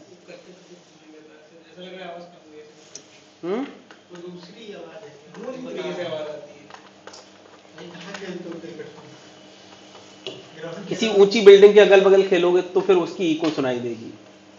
मैं इको की बात नहीं कर रहा हूं, मैं डायरेक्ट आवाज की बात कर रहा हूं। भाई इको एक अलग चीज हो गई कि तुम्हारी आवाज किसी बिल्डिंग से टकरा के फिर तुम्हें सुनाई दी, दैट इज इको।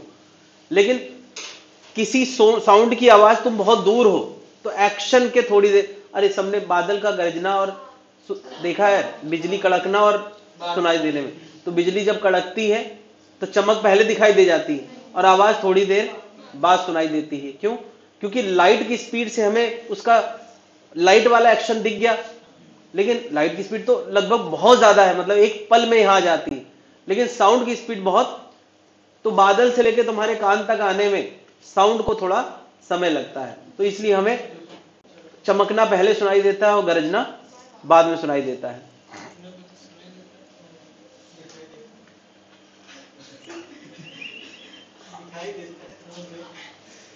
चमकना पहले दिखाई देता है और गरजना बाद में सुनाई। सही तो बोला मैंने, गरजना सुनाई देगा, गरजना भी दिखाई देता है।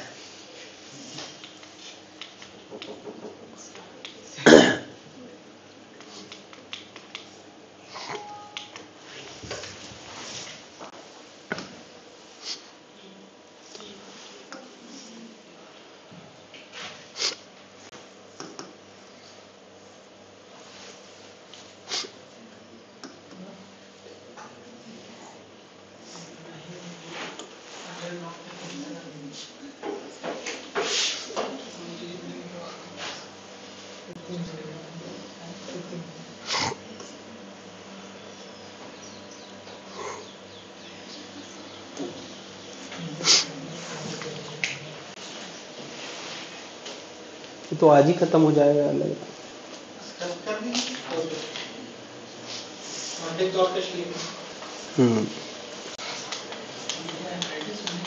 नहीं, अभी थोड़ा आधा घंटा और। हम लोगों ने यार पिछली क्लास में एक तो इंटरफेरेंस पढ़ा था, तो इंटरफेरेंस नहीं है इसमें, साउंड वाले टॉपिक में इंटरफेरेंस नहीं है, हालांकि साउंड में भी इंटरफेरेंस होता है, ठीक है। और दूसरी चीज पढ़ी थी स्टैंडिंग वेव फॉर्मेशन और तीसरी चीज थी बीट फॉर्मेशन। तो जो सुपरपोजिशन है उससे तीन चीजें एक्सप्लेन होती हैं, इंटरफेरेंस, स्टैंडिंग वेव फॉर्मेशन और बीट फॉर्मेशन। तो हम लोगों ने जब धागे वाली वेव पढ़ी थी तो क्या क्या पढ़ा है, इंटरफेरेंस पढ़ा है और स्टैंडिंग वेव पढ़ा है, बीट अभी नहीं पढ़ा है। इंटरफेरेंस इसमें है नहीं, स्टैंडिंग वेव फॉर्मेशन यहाँ है, स्टैंडिंग वेव है और वेव बीट एक्स्ट्रा है। तो दो चीजें हम लोग यहाँ पढ़ने वाले हैं। Standing wave formation in air column tube pipe, वहां हम स्टैंडिंग वेव किस में बनाते थे, धागे में, और यहां स्टैंडिंग वेव कहां बनना है, एयर में। अब एयर बाउंडेड होना चाहिए, जैसे धागा बाउंडेड होता था तभी परफेक्ट स्टैंडिंग वेव पैटर्न बनता था कि नहीं, तो यहां एयर भी बाउंडेड है। बाउंडेड मतलब कि या तो इतने पाइप में जो एक तरफ से बंद है, और या इतने पाइप में जो दोनों तरफ से खुला है।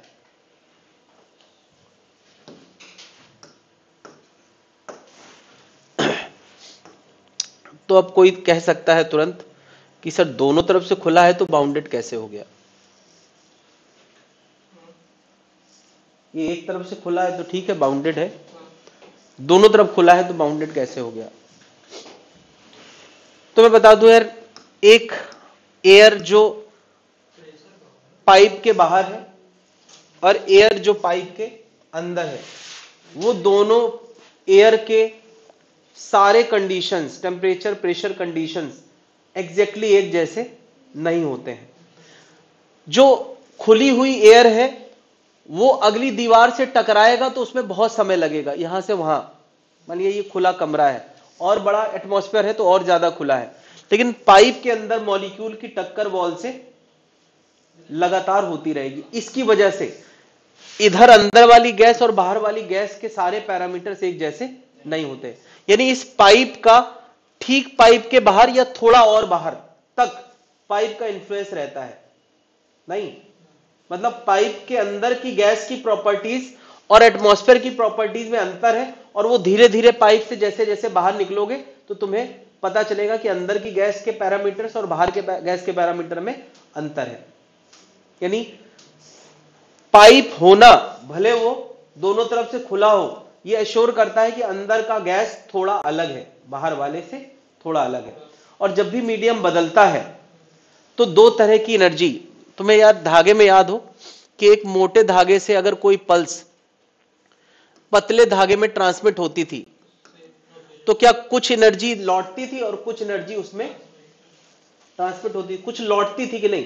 यानी धागा पतला हो तो भी रिफ्लेक्शन होता है और धागा मोटा हो तो भी रिफ्लेक्शन होता है। तो तुम ऐसे समझ सकते हो कि सोचो मैंने कहीं से एनर्जी दी इसको, वो एनर्जी यहां से यहां तक गई, तो यहां पे अचानक से मीडियम का बदलाव है, तो मीडियम का बदलाव है तो काफी एनर्जी बाहर निकल जाएगी, लेकिन कुछ एनर्जी लौट के भी आएगी। इसी तरह से यहां अगर मैंने कुछ एनर्जी दी तब तो पक्का लौट के आना है, क्यों? उधर तो बंदी है। तो क्या यहां भी वेव का रिफ्लेक्शन हो रहा है और यहां भी वेव का रिफ्लेक्शन हो रहा है?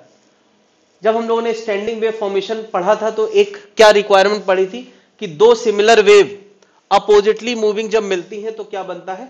Standing wave. और मीडियम कैसा होना चाहिए? बॉन्डेड। तो क्या एक right moving left moving wave है तो टकरा के एक राइट मूविंग वेव है, एक लेफ्ट मूविंग वेव है तो क्या मीडियम बदलाव की वजह से कुछ ना कुछ एनर्जी लौट के आ रही है और सेम पैरामीटर की एनर्जी है। मीडियम बदलने से केवल स्पीड बदलती है, ना ओमेगा बदलता है ना लैम्डा। तो क्या एक लेफ्ट मूविंग है तो दूसरी राइट मूविंग यहां भी मिलेगी और वहां भी मिलेगी, तो यहां भी स्टैंडिंग वेव बनेगी और यहां भी स्टैंडिंग वेव बनेगी। ठीक है, स्टैंडिंग वेव का जो पिक्चर तुम्हारे मन में अभी बना हुआ है वो पिक्चर सफिशिएंट है। मैं बस इतना बता रहा हूं, मैं स्टैंडिंग वेव फॉर्मेशन पहले बता चुका हूं, उसमें मैं कुछ लूप दिखाता था, आधा लूप या पूरा लूप। यहां मैं आधा लूप या दो आधे लूप बनाऊंगा। ये आधा लूप है और ये दो आधे हैं, तो दो आधे मतलब क्या? पूरा ही हो गया।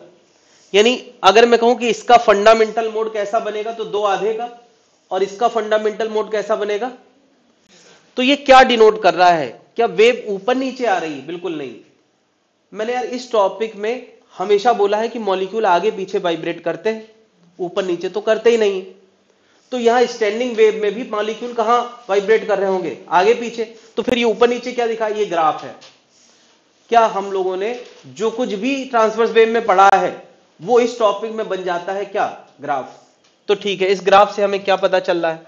इस ग्राफ से हमें क्या पता चल रहा है कि ये वाला मॉलिक्यूल बड़े ऑसिलेशन कर रहा है, ये वाला मॉलिक्यूल थोड़ा छोटे, ये और छोटे। जैसे जैसे हम यहां चलते जाएंगे, जो सबसे किनारे वाला मॉलिक्यूल है उसका ऑसिलेशन 0 एम्पलीट्यूड का हो रहा है।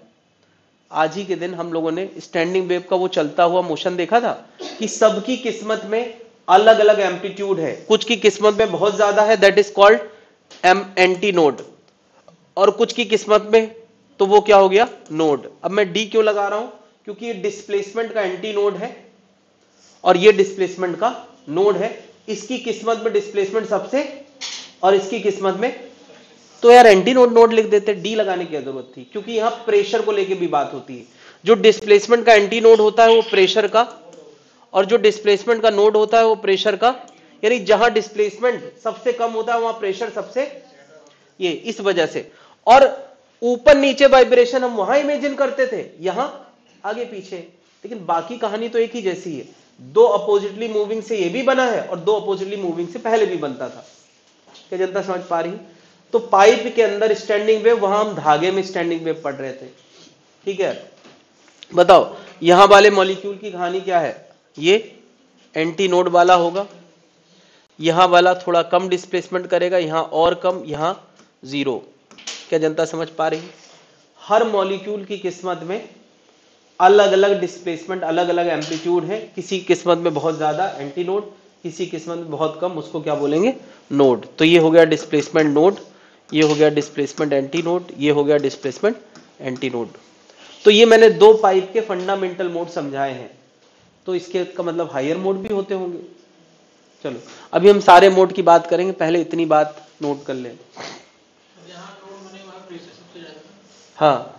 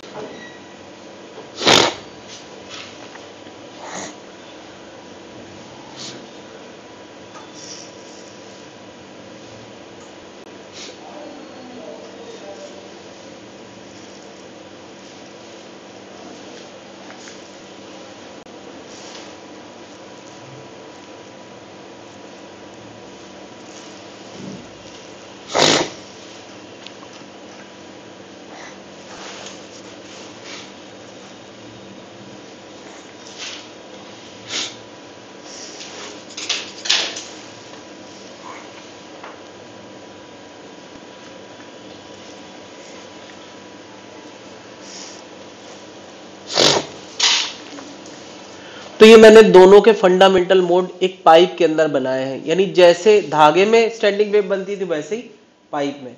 तो हम लोगों ने धागे में नेचुरल फ्रीक्वेंसीज निकाली थी। नेचुरल फ्रीक्वेंसी का मतलब हो गया था उस लेंथ में कौन कौन से मोड बन सकते हैं।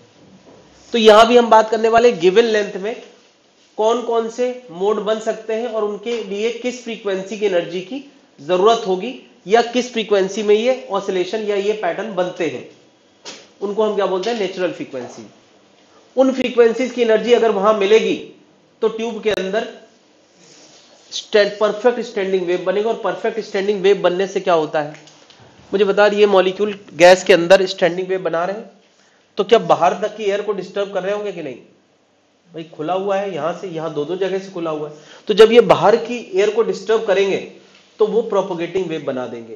यानी अंदर चल रहा है स्टैंडिंग वेव, बाहर क्या निकलेगा, प्रोपोगेटिंग वेव। तो कोई सुनने वाले को इसकी आवाज सबसे ज्यादा कब सुनाई देगी, जब ट्यूब के अंदर कोई परफेक्ट स्टैंडिंग वेव पैटर्न बनेगा। परफेक्ट स्टैंडिंग वेव पैटर्न मतलब आधे लूप का या डेढ़ लूप का या ढाई लूप का, यहां दो आधे का या चार आधे का या छह आधे का। अगर ऐसा स्टैंडिंग वेव बनेगा तो क्योंकि यहां का मॉलिक्यूल एंटी नोड बनाता है, परफेक्ट एंटी नोड बनाता है, सबसे ज्यादा एम्पलीट्यूड का एंटी नोड, तो ये बाहर की एयर को डिस्टर्ब करेगा और हमें सुनाई देने वाली आवाज प्रोपोगेटिंग वेव के थ्रू हमें सुनाई देने वाली आवाज थोड़ा लाउड सुनाई देगी। यानी पाइप से एक आवाज निकलेगी जो हमें लाउड सुनाई देगी। तो हम कहेंगे कि देखो हमने जो फ्रीक्वेंसी दी है वो इसको चाहिए थी और इसका रेजोनेंस हो गया। क्या जनता समझ पा रही? तो वो फ्रीक्वेंसी ढूंढना जिससे किसी पाइप का रेजोनेंस हो सकता है गिवन लेंथ के लिए, उन्हीं को हम क्या बोलते हैं, नेचुरल फ्रीक्वेंसीज। क्या धागे में भी हम ऐसी बात करते थे? वही बातें हम किस में कर रहे हैं, पाइप में। ठीक है, तो इसके हम लोग हायर मोड डिस्कस करने वाले हैं। सबसे पहले हम लोग फंडामेंटल मोड बनाएंगे, फिर फर्स्ट ओवरटोन जैसे वहां बनाते थे, फिर second overtone and nth overtone. और मैं चाहता हूं यार इस बार तुम लोग इसके आगे का काम करो। हम दो चीजें, एल गिवन होता था, लेमडा निकालते थे, और लेमडा आ जाता था तो न्यू बराबर वी बाई लेमडा से फ्रीक्वेंसी लिखते थे। मुझे बताओ अगर ये फंडामेंटल मोड है तो ऐसा स्ट्रक्चर बनाना चाहिए, बस यही बनाओ, ट्रांसवर्स वाला ही बना दो। तो ये कितना लूप है, ये आधा लूप है और आधा लूप होता है लैम्डा बाई 2 का। अच्छा, एक लूप होता है लैम्डा बाई 2 का, तो आधा लूप क्या होगा? तो लैम्डा बाई 4 किसके बराबर आ गया? एल के। तो लैम्डा कितना हो गया? अब बताओ ये अगला हायर मोड क्या बनेगा? एक पूरा लूप, तो लैम्डा कितना आएगा? 2 पूरे लूप, एक आधा। निकाल पाएंगे? बिल्कुल उसी की तरह आंसर भी आएंगे। तो सबके लैम्डा और सबकी फ्रीक्वेंसी लिख के दिखाएं। जब उसी की तरह तब तो और अच्छी बात है, फिर मुझे कुछ बताने नहीं। नहीं करो, अपने मन से करो।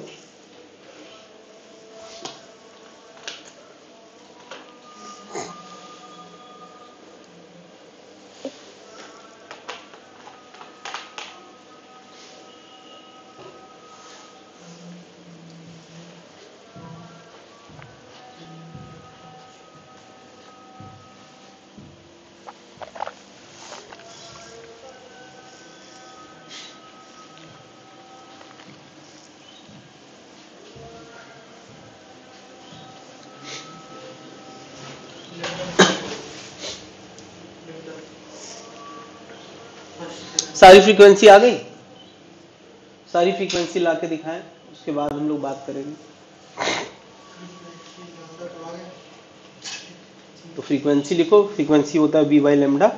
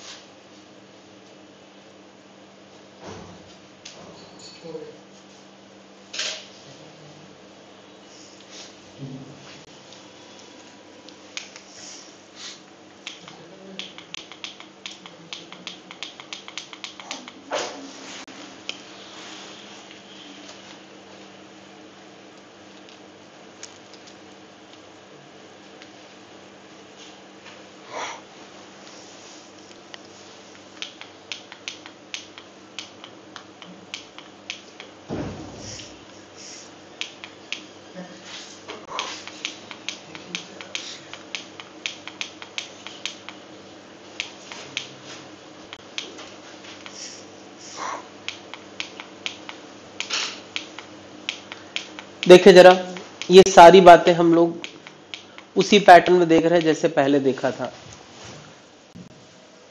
ये लैम्डा बाई 4 है और ये दुगना है तो लैम्डा बाई 2 है। दोनों को जोड़ोगे तो आएगा 3 लैम्डा बाई 4 बराबर एल। तो लैम्डा आ गया 4l बाई 3। अगला वाला आएगा 4l बाई 5। तो क्या बताओ, इसमें डिवाइड में 1 है तो इसमें 3 है तो इसमें 5 है। इन जनरल लैम्डा इतना आएगा 4l अपॉन 2n प्लस। तुम n बदल बदल के देखोगे तो तुम्हें सारे जवाब मिल जाएंगे। n 0 रखोगे पहला आंसर आ जाएगा, n 1 रखोगे दूसरा आंसर आ जाएगा, n 3 रखोगे। क्या ये जनरल आंसर सबके आंसर को एक्सप्लेन कर देता, बस n बदलना पड़ेगा। अब लैम्डा आ गया है तो फ्रीक्वेंसी क्या होता है? v by lambda. तो ये हो गया v बाई 4l। तो अगला क्या आएगा? 3v by 4l। तो अगला क्या आएगा?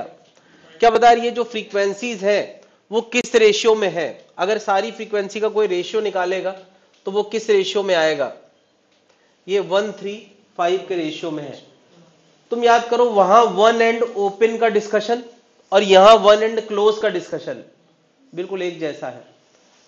वन एंड वहां का और वन एंड यहां का सेम है।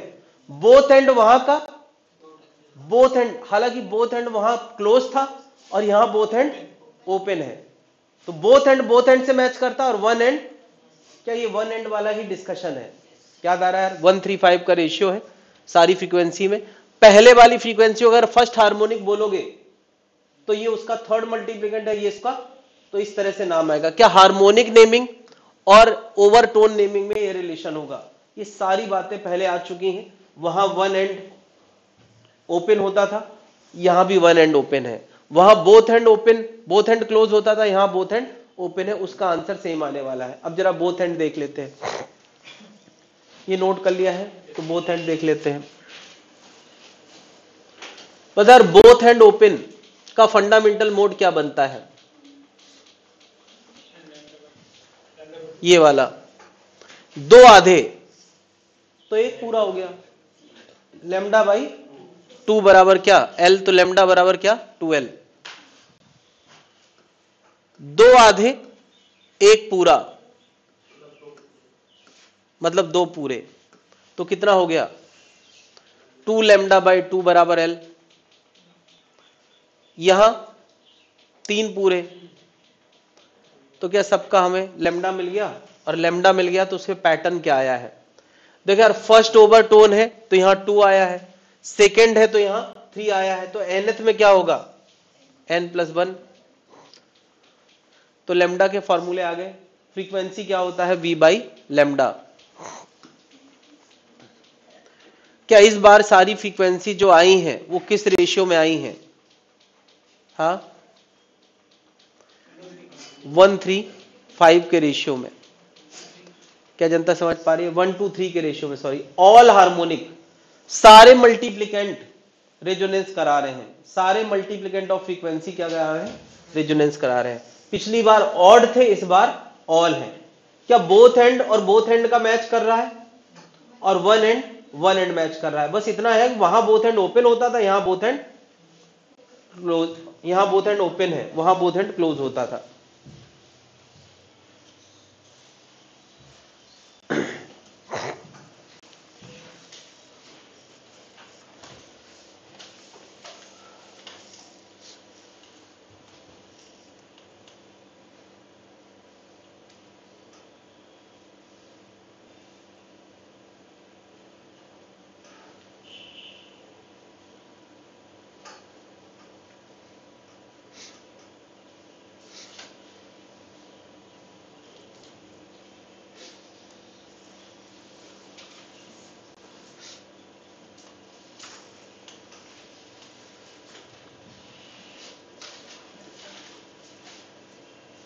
तुम लोग का परसों टेस्ट रखा गया है, परसों 11वीं वालों को नहीं आना है, मंडे ठीक है। कब है? मंडे ना, ठीक है। मंडे को किस चीज का टेस्ट है? करंट, इलेक्ट्रिसिटी और कैपेसिटेंस। पेपर है?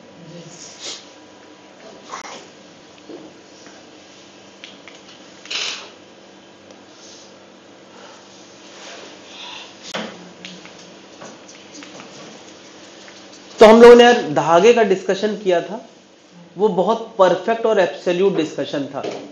लेकिन पाइप का डिस्कशन बहुत परफेक्ट और एब्सोल्यूट नहीं होता है, इसमें थोड़ा एरर की गुंजाइश है। मैंने अभी थोड़ा देर पहले बोला कि जब कोई पाइप होता है तो पाइप में यहां की एयर और यहां की एयर में मीडियम का हल्का सा अंतर होता है। अब एयर एकदम शार्पली अंतर यहीं से हो जाएगा ऐसा तो नहीं है कि जहां से पाइप खत्म वहीं से उसका असर खत्म। तो ऐसा माना जाता है कि पाइप से कुछ आगे 0.6 r रेडियस तक, इतनी दूरी तक पाइप जैसा ही एटमॉस्फेयर रहता है।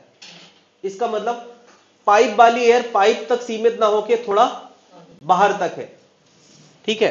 तो क्या बताओ, बोथ एंड ओपन में इधर भी और इधर भी क्या एरर इधर भी होगी और इधर भी होगी, यानी यार इफेक्टिवली इसकी लेंथ L ना होके L प्लस ई हो गई, और यहां यानी इसकी जब हम कहते हैं कि स्टैंडिंग वेव बनी है तो वो यहां तक सीमित ना होके उसका दायरा थोड़ा बढ़ जाता है। मतलब उसकी परफेक्ट स्टैंडिंग वेव अगर आधे लूप की बनी है तो वो थोड़ा बाहर निकल के आएगी, उसका इन्फ्लुएंस, और यहां इधर भी निकलेगी। और तो जिस चीज को अभी हम बहुत परफेक्ट मान रहे थे वो इतनी परफेक्ट है नहीं। जिसको हम L लिख रहे थे एक्चुअली में उसका दायरा L से थोड़ा, जहां L होता था वो अब क्या हो जाएगा L प्लस, जहां L होता था अब क्या हो जाएगा। तो बताया फ्रीक्वेंसी का फॉर्मूला हमने इस केस में PV बाई 4L लिखा है, 4L, तो हम क्या लिखेंगे 4L प्लस। यहां हमने फ्रीक्वेंसी का फॉर्मूला PV बाई 2L लिखा है, तो क्या लिखेंगे L प्लस 2E। हर जगह L की जगह क्या आने वाला है ई, इसको बोलते हैं क्या, एंड करेक्शन, इसको बोलते हैं एंड करेक्शन। ई यहां पर क्या है, एंड करेक्शन। एंड में सुधार करना पड़ेगा क्योंकि एंड बहुत परफेक्ट नहीं होता है।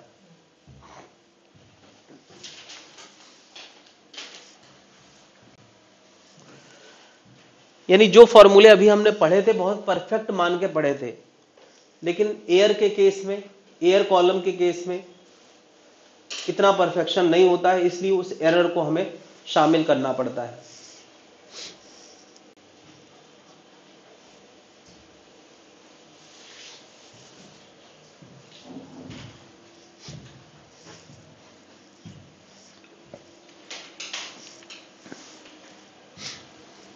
तो खैर अभी हम लोगों ने ये जो स्टैंडिंग वेव फॉर्मेशन पढ़ा है और जो धागे में पढ़ा था, जितने तरह के क्वेश्चन धागे में होते आए हैं, कुछ चीजें छोड़ के, जैसे वहां टेंशन की बात होती थी, यहां नहीं हो सकती है, यहां नहीं हो सकती।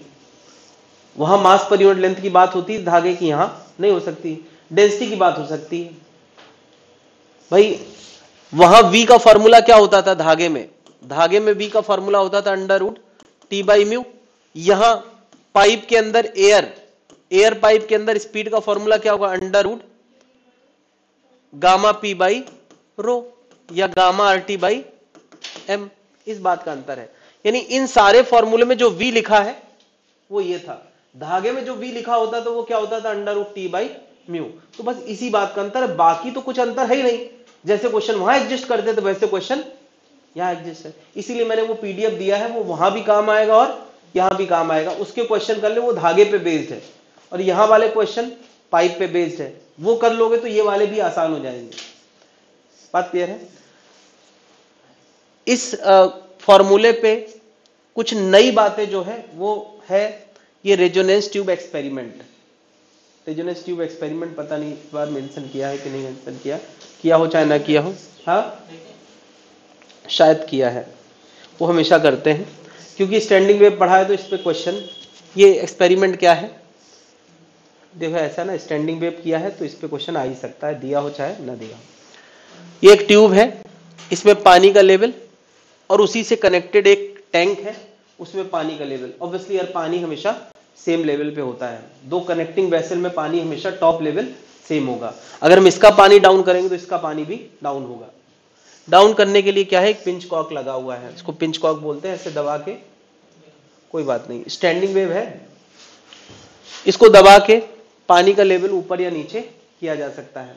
पानी का लेवल ऊपर नीचे क्यों करना है, क्या बता, इस जगह पर, ये जो खाली जगह है यहां पर हमें स्टैंडिंग वेव बनाना है। ठीक है, मान लिया हमने कोई ट्यूनिंग फॉर्क यहां वाइब्रेट करके छोड़ा तो उसकी साउंड टकरा के वापस आएगी, तो यहां स्टैंडिंग वेव बना सकती। लेकिन स्टैंडिंग वेव बनाने के लिए परफेक्ट जगह चाहिए, किसी खास फ्रीक्वेंसी का कुछ खास लैम्डा होगा V बराबर न्यू लैम्डा के साथ, और उस लैम्डा का कुछ खास λ/4 होगा। कम से कम बेसिक पैटर्न भी बनना है तो उतनी जगह खाली होना चाहिए। तो हम क्या पानी को कम ज्यादा कर सकते हैं पिंच कॉक से, पानी उस लेवल पे जब आ जाएगा, उस लेवल पे सच दैट कि इसका क्वार्टर वेव इसके अंदर बना है, तो हमें तेज आवाज सुनाई देगी, नॉर्मल के मुकाबले तेज। क्यों? क्योंकि रेजोनेंस हो गया। क्या इस जब ऊपर होगा तो आवाज तेज सुनाई नहीं देगी। वैसे भी हमें वेव दिखाई देती है कि सुनाई देगी, सुनाई देगी। दिखाई तो मैं बना दिया हूं इसलिए तुम्हें दिखाई दे रही है, तुम्हें सुनाई देके पता चलेगा यहां कुछ हुआ है, रेजोनेंस हुआ है। नहीं, वो किस मोड का हुआ है भले ना पता हो, लेकिन रेजोनेंस हुआ ये पक्का है। तो मुझे बताओ, अभी रेजोनेंस किसी लेंथ पे हुआ है, वो लेंथ हमने रीड कर लिया, तो अगला रेजोनेंस क्या एक और लूप के बाद होगा कि नहीं? अगला रेजोनेंस पूरे एक और लूप के बाद होगा, ये गारंटीड है।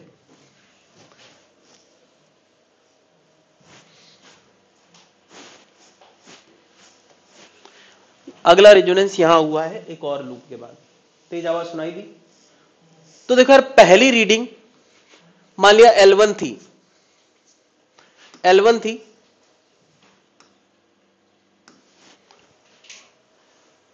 दूसरी रीडिंग L2 थी। तो यार पहली रीडिंग L1 जो थी उसमें एरर की संभावना है। क्यों? क्योंकि वेव का दायरा इसके बाहर तक होता है। लेकिन क्या दूसरी रीडिंग और पहली रीडिंग के बीच में जो गैप है वो एरर से रहित है। क्या बताओ, L2 माइनस L1 में क्या एक ही लूप आया है और एक लूप की लंबाई कितनी होती है? तो हम गारंटी से कह सकते हैं कि लैम्डा कितना होगा। क्या ये दो रीडिंग ला दो, मान लिया ये 10 है और ये 20 है, तो बीच का गैप 10 आ गया, वो 10 लैम्डा बाई 2 को डिनोट करता है और इसमें कोई एरर इन्वॉल्व, क्योंकि सब अंदर का मामला है, यहां कोई किनारा है ही नहीं। पहली रीडिंग एरर की संभावना क्यों होती है? क्योंकि वेव का दायरा बाहर तक होता है। और दूसरी बात, स्केल सही से किसी ने नहीं लगाया, थोड़ा ऊपर नीचे लगा दिया तो भी रीडिंग गलत होगी। तो L1 पे भरोसा मत करो, L2 पे भरोसा मत करो, लेकिन L2 माइनस L1 पे भरोसा, क्योंकि L2 माइनस L1 के बीच में एक वेव आई होगी, एक लूप आया होगा, दैट इज लैम्डा बाई 2, तो लैम्डा आ गया। V बराबर क्या होता है? अगर मुझे इस ट्यूनिंग फॉर्क की फ्रीक्वेंसी पता है न्यू, लैम्डा हमें एक्सपेरिमेंट से पता चल गया, तो हम बता सकते हैं यार स्पीड ऑफ साउंड इस समय लैब में क्या है। क्या समझ रहे? स्पीड ऑफ साउंड लाने का ही एक्सपेरिमेंट है। क्या जनता समझ पा रही है? इस पे यार देखा जाए तो बस इतनी बात है, इसका फोटो बनाने की जरूरत नहीं, तुम चाहो तो इतना डायग्राम बना लो, बस इतना, ताकि तुम्हें पता रहे। इस पे क्वेश्चंस कैसे आएंगे, मैं एक दो क्वेश्चन कराने वाला हूं, पहले इतना नोट कर ले। इसको क्या बोलते हैं? Resonance tube experiment.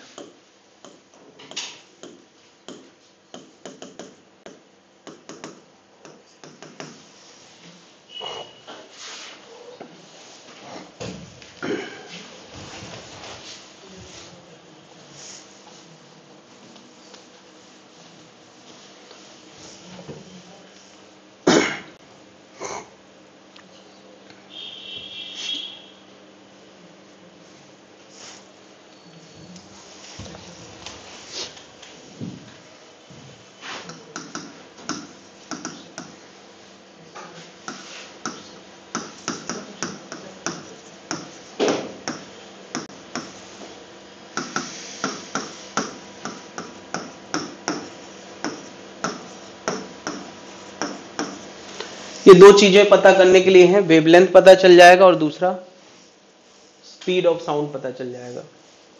Tuning fork की फ्रीक्वेंसी हमें पता होती है तो V पता चल जाएगा।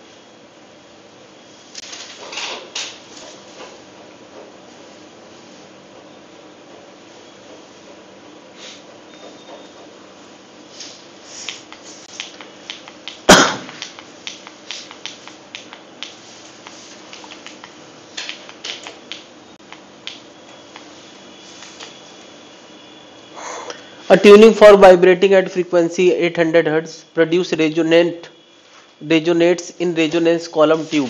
ये एक्सपेरिमेंट की चर्चा चल रही है। अगर तुमने एक्सपेरिमेंट देखा है तो लैंग्वेज समझ में आएगी। The upper and open and lower and is closed by the water. Water surface can be varied. ये सबको समझ में आ रहा है, पानी का लेवल हम बदल सकते हैं। Successive resonance are 9.75, 13.31.25, 52.75। 3 बार साउंड सुना गया है, एक बार 9.75 पहली रीडिंग, एक बार 31.25 और एक बार। तो क्या इससे हम लैम्डा पता कर सकते हैं? कैसे? कोई भी दो रीडिंग, इसके बीच का गैप भी एक लूप का होगा और इसके बीच का गैप भी। जरा 31 और 25 में से 9.75 घटाते हैं, कितना है? क्या ये लेमडा बाई 2 आ गया कि नहीं? तो लेमडा कितना आ गया? 43 आ गया, लेमडा आ गया। तुम इसका भी गैप निकालोगे तो उतना ही आएगा, क्योंकि हर बार एक लूप ही तो बढ़ता है। तो बताओ स्पीड क्या आ गया? 800 इंटू 0.43 जो भी है।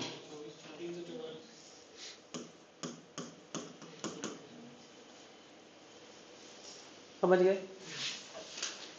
अब यार एक्सपेरिमेंट देखा है तो ये लैंग्वेज सबको समझ में आएगी। बस हमें क्या डेटा उठाना है कि वो पहली रीडिंग और दूसरी रीडिंग के बीच का गैप कितना है, बस इतने के पीछे पढ़ना है। तो लेमडा आ गया तो स्पीड आ गई। क्या जनता समझ गई? अच्छा, पहली रीडिंग का भरोसा क्यों नहीं कर सकते? क्योंकि स्केल ऊपर नीचे खिसक गया तो गड़बड़ है, और वो एंड करेक्शन है तो गड़बड़ है। इसलिए पहली रीडिंग का भरोसा नहीं कर सकते, केवल एक रीडिंग के भरोसे हम नहीं रहेंगे। क्या जनता समझ गई है?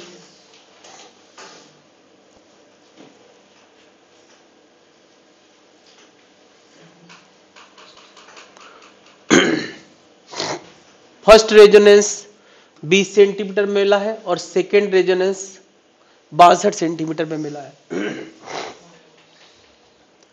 तो स्पीड ऑफ द साउंड बताओ।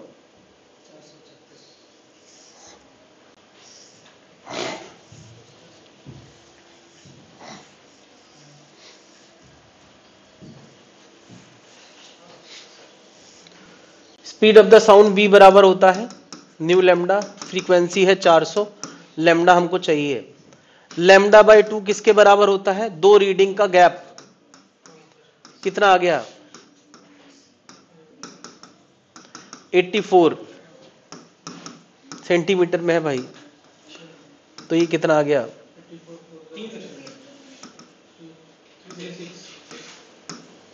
आ गया। एक और क्वेश्चन पूछा है। क्या पूछा है? कि how much above the open and से कितना ऊपर इसका प्रेशर नोड होगा। प्रेशर नोड क्या होता है? प्रेशर नोड का मतलब होता है displacement anti node. Displacement anti node इधर से ऊपर है। ऊपर क्यों है? क्योंकि एंड करेक्शन होता है। एंड करेक्शन वैसे तो 0.6 आर होता है, रेडियस दिया हो तभी तो निकाल पाओगे भाई, रेडियस दिया हो। क्या यहीं से एक स्केल लगाया जाता है जिसमें रीडिंग लिखी होती है? तो पहली रीडिंग जो 20 आई थी वो सही थी या एररफुल थी? एररफुल थी। देखा जाए तो इसका एंड हमें दिखता ही नहीं कहां पे वेव खत्म हुई है। यहां तक की लंबाई कितनी होगी? लेमडा बाई 4, जबकि रीडिंग यहां ये कितने दिखा रहा है? 20। क्वेश्चन में पूछा है कि जहां पे ये ट्यूब एंड होता है उसके कितना ऊपर उसका किनारा होगा। जरा मैं लेमडा बाई 4 निकालने का प्रयास करता हूं। लेमडा हमारा कितना है? 84, तो लेमडा बाई 4 आएगा 84 बाई 4 यानी कितना? 21 सेंटीमीटर। तो मैं कुछ जवाब मिला यार? यहां से 21 ऊंचाई पे उसका किनारा है, जबकि ट्यूब की जो लेंथ नजर आ रही वो 20। इसका मतलब एक का घपला हो रहा है, तो इसका मतलब इसकी एरर कितनी है? 1 सेंटीमीटर। क्या समझ गया यार? पूरी बात समझ में आ गई? तो अभी यार तुम्हारा होमवर्क क्या है? जो मैंने वहां कटवाए हैं वो तो नहीं करना है, 19 तक के सारे करना है। इसके बाद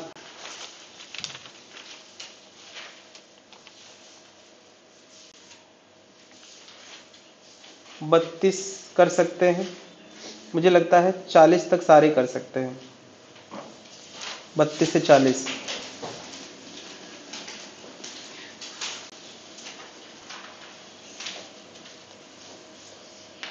बल्कि 44 तक ट्राई कर सकते हैं। हाँ, 44 ऑनवर्ड्स बाद वाले अगली क्लास में करेंगे हम लोग।